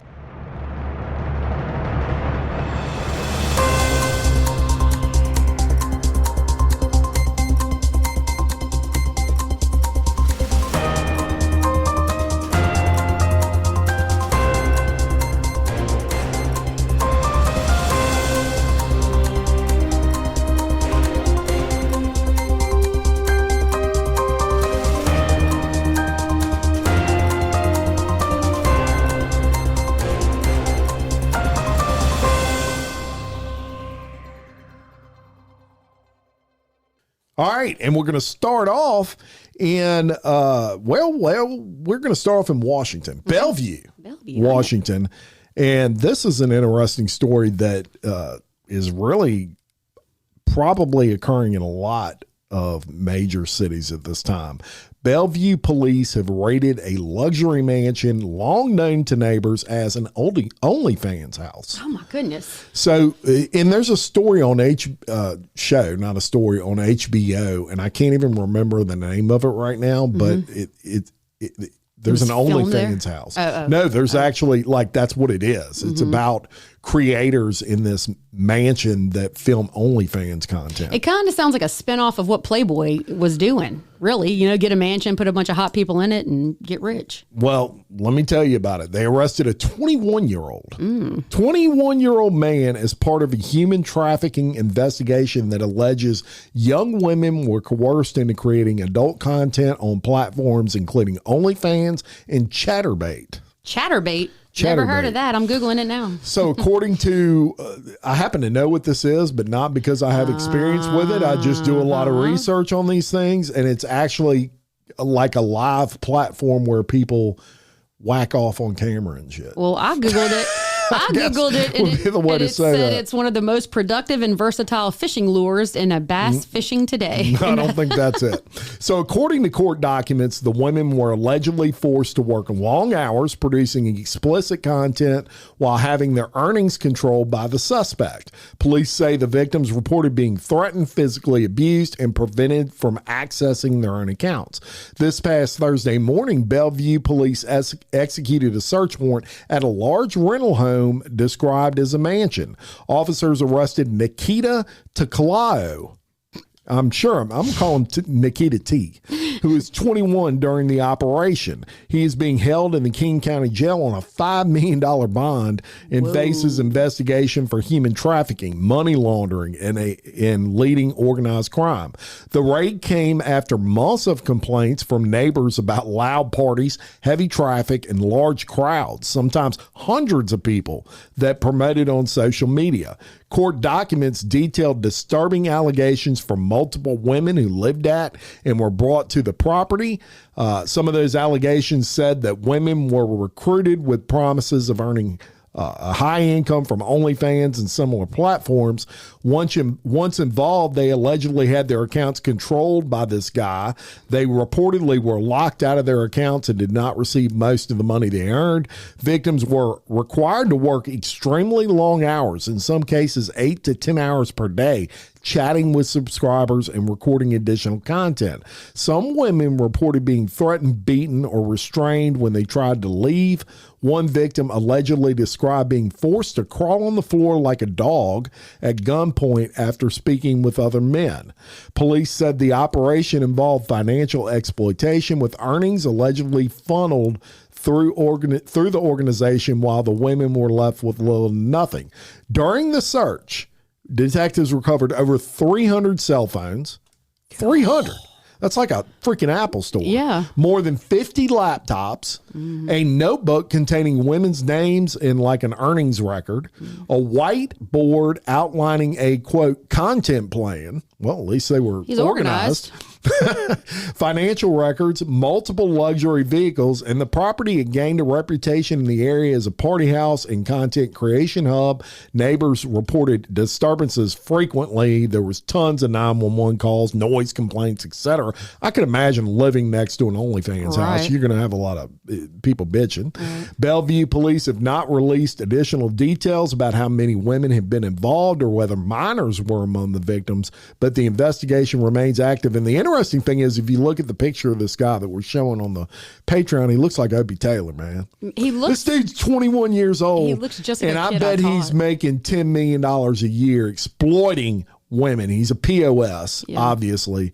But he looks like a POS in his picture, kind of. He looks like a little... He looks like a punk. Sly little punk. So, I have so many questions. Like, a 21-year-old, how are they paying for a mansion? Like, are they renting it by day? Dude, or are they... you've got women posting nude content. But before all that, like he must probably have been doing started out this. small. He did a couple times at his house with a couple of his girlfriends, and probably earned enough to, hey, I can rent this mansion. We can make this big time. He's nothing more than a pimp. Seriously, whenever That's you're right. controlling someone's funds and abusing them, and you know, not giving them all of their money. That's a great way to put that, and is the 21st century's version of a pimp. It is. That's what it is. It is. And I guarantee you that when it says they were lured with promises of making tons of money, I don't know this, but I would bet you have a bunch of young women who are not financially stable, who don't have strong family backgrounds. Not all of them, I'm sure, but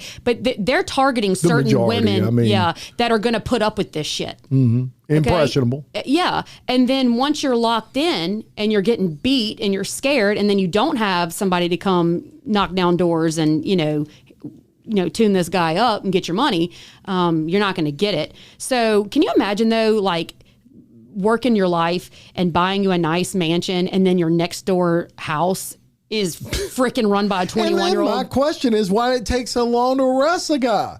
He's getting all these complaints for months and months. I mean, when a 21-year-old dude walks up to the door in a mansion and he's not like a famous actor, you're not going to question. You can't. His daddy might have bought him that. You got hundreds of girls walking around in there. You got cameras, 300 cell phones. Well, they don't know that until they get the warrant. I guess not. All they know is he's saying, "Oh no, we're cool. We'll turn it down. We'll turn the music down." And the cops are like, "Cool," and they drive out. And then you've got someone who's worked their whole life and is probably a business professional. Oh yeah. I bet they're pissed. Oh my God. Makes me happy I have the neighbors I have. Right.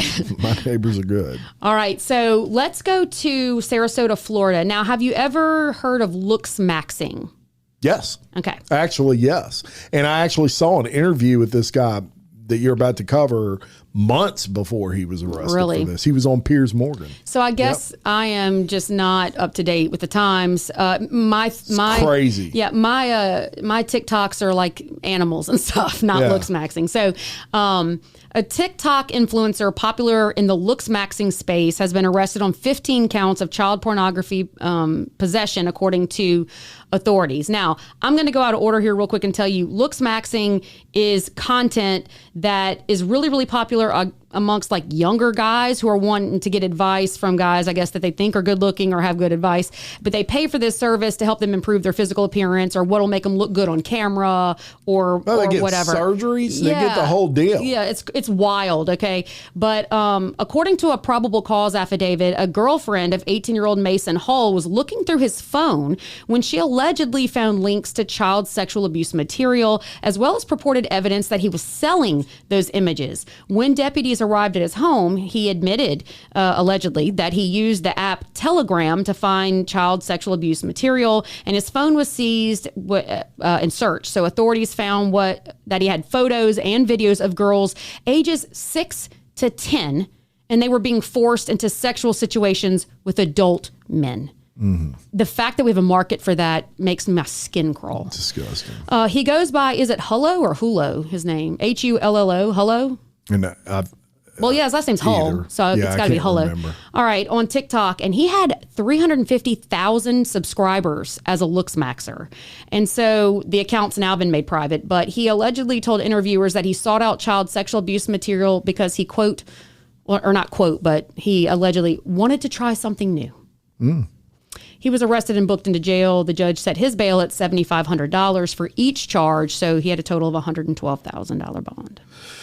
Yeah, and that may not have been the guy, because the guy that I saw on Piers Morgan was actually the guy that coined that term, Looksmaxxing, and he had millions of followers on YouTube especially. That is crazy, because it seems so lame to they me. get like surgeries, they do all and they're like 18, and that guy was so arrogant. And he actually went after the vice president and was saying, he needs to tighten up on this and that. And he thought he was like 19 thinking he just had it figured out, brother. And so Looksmaxxing, a very strange thing to begin with. But look, child porn, gross. Yeah. Like that is the most disgusting, despicable thing. And, right. And how about we do that guy gets the max. A little more heart maxing? How about we just don't get into abusing children and thinking that's okay. Yeah. And to get rich off of the superficialness of telling a young guy, change this, have surgery, do that, is so sad. That's the society we're in. Yeah. But you know what I noticed about him too, is he's got those, what are they called? Senko eyes? Like Billie Eilish, where you can see the white underneath their eyes. And I'm about to sound crazy, but if you actually look into that, there is some stuff to that. Well, he's had a lot of work done too. I guess so. So that's not he wasn't born like that. Well, I hate to tell him this, but he ain't that great. He thinks he is. Well, good. He'd probably tell you wasn't that great. He probably would, but guess what? I'm also you, not the one. Find 50 flaws. The same dude that I saw would find 50 flaws on anybody. Well, good. He'll be the one bent over in a prison cell, and I won't. So right. There you go. All right. Well, on that thought, we're going to go to our, I'm going to go to Georgia. Okay. Douglasville.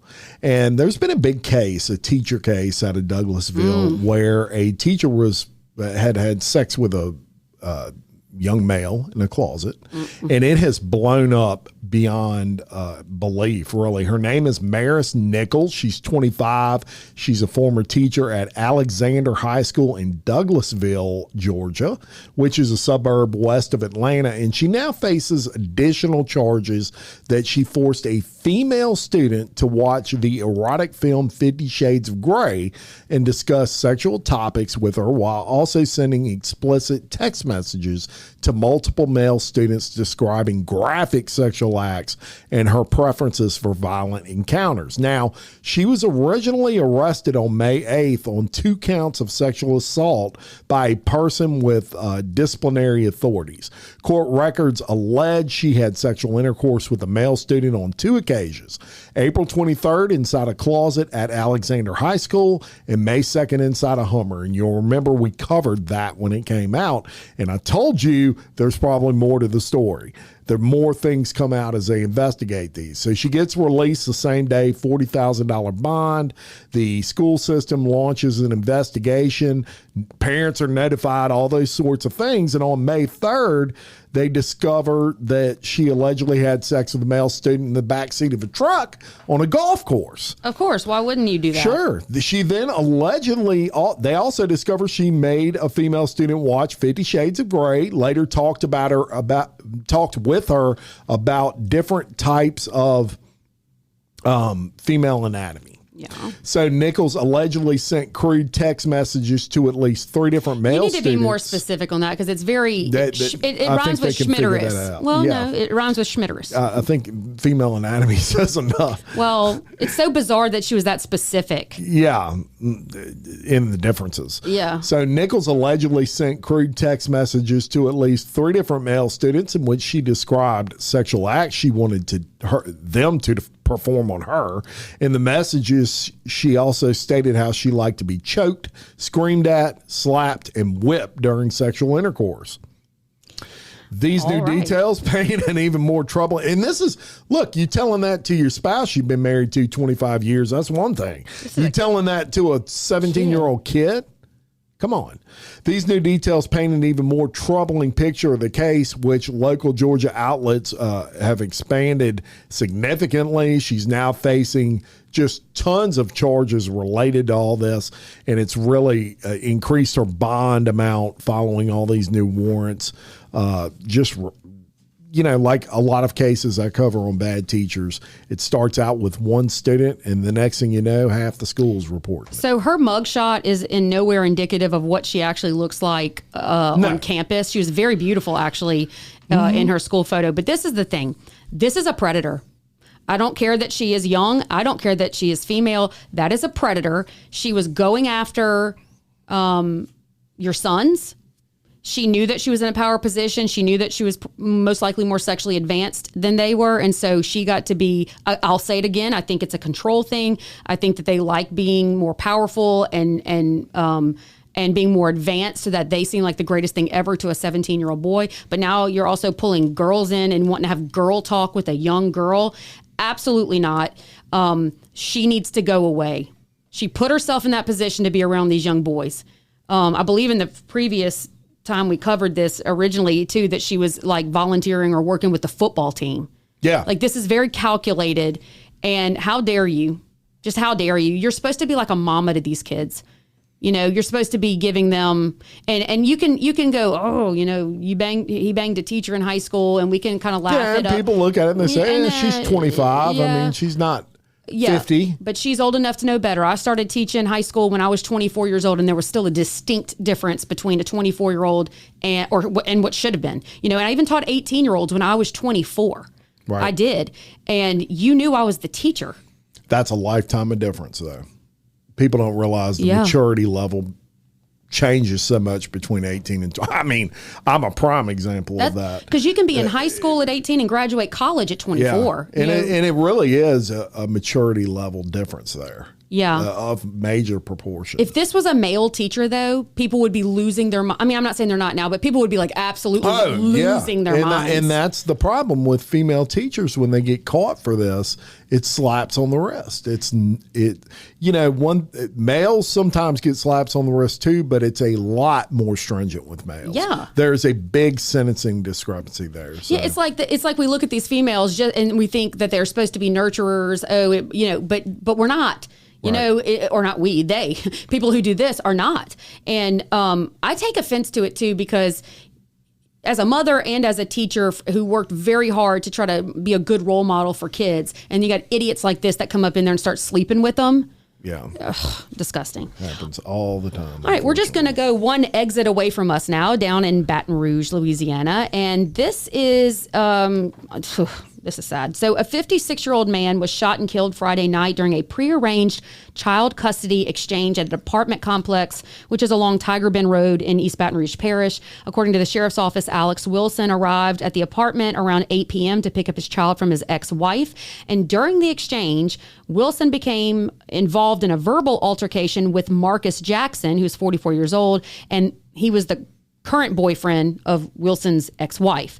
So investigators say Jackson allegedly pulled out a gun and shot Wilson multiple times, and Wilson was transported to the hospital, but he later died from his injuries. But Jackson fled the scene after the shooting, and detectives from the sheriff's office were working with Louisiana State Police Fugitive Task Force to track him down, and they found him in the Laplace area because of some surveillance footage is where they've located him. But which is about 45 minutes from Baton Rouge. Right. On Saturday, the St. John the Baptist Sheriff's Office SWAT team executed a search warrant at an apartment in Laplace and took him into custody without incident. He has been charged and booked into jail on second-degree murder, illegal use of a weapon, and auto theft. He's expected to be brought to the East Baton Rouge Parish prison next week. So they're continuing their investigation and the circumstances surrounding the shooting. No other injuries were reported, and it's unclear right now exactly what caused the altercation to even take place, like the verbal part of it before. I mean, during a custody exchange. Yeah, you want to know what's even crazier is Marcus Jackson is 44 years old, and I'm like, I recognize him. And then I realize he's 2 years older than me, and I went to high school with a Marcus Jackson who was 2 years older than me, and that might be him. Might be. But let's talk about the crime. Yeah. Custody exchanges, you don't hear of them often going awry like this. And when you do, it's usually between a mom and a dad, unfortunately. But it should be. I would imagine rarely between. So this must have been her boyfriend now? Yeah. The guy that did the shooting? Yeah, it is. It's her boyfriend now. And that's probably not even a good idea to have a boyfriend and an ex-husband around each other. As a child, as a child of divorce, okay, and this is from a child's perspective, it's hard enough dealing with two parents who aren't getting along. And then when they get boyfriends and girlfriends and all of that, and then you let those people get involved, you're only complicating it more for everybody. And now we have a child with no father. Right. Over this. Stupid. I know tempers flare and I know things can go awry, but during a custody exchange, you need to go to a neutral party, a neutral site, exchange the child, limit communication, roll forward. And no one should lose their life. Boyfriends around. I mean, there's some people out there that can handle that. Most times that's not going to end up good, in my opinion. No, and this is a prime example of that. So I'm not blaming the mom or anything for what's gone down. This guy made his decision to shoot the father, but you don't even bring a gun if you think it might escalate to that. Like, you just stay out of it, and the kid is going to be the one to suffer. Just again, that's right. All right. Well, that's all we got today. We've been going a while. Any final thoughts? Yeah. So I want to bring up some beef I have with you real quick in our final thought, because guys, I hand raised a squirrel and I finally released it, and Jim lives very... That is not your squirrel. Yes, it is. Jim lives very, very close to me, and now all of a sudden he's got a squirrel. I don't live that close, y'all. I'm like a mile away. No, you're not a mile away. I bet I'm a mile. No, he's not. And I'm now... across a major highway and down a street. Oh my, he's like 9 doors down distance-wise.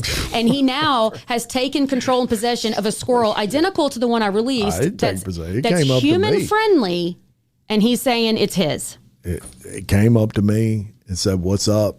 I asked it if it belonged to Kelly. It said no. And I said, "Well, then come on, sit down." And this is proof that Jim is a liar. Thank you so much for listening to our show today, y'all. Not, I don't know. It might be her. It's him. It sure likes hanging in my house. I don't blame it. Yeah, you ain't got no grass. My squirrels ran him off. Ain't no up in my tree. Who wants to hang out in a house with no grass? I have grass. I just have a dirt spot I'm trying to solve right now. All right.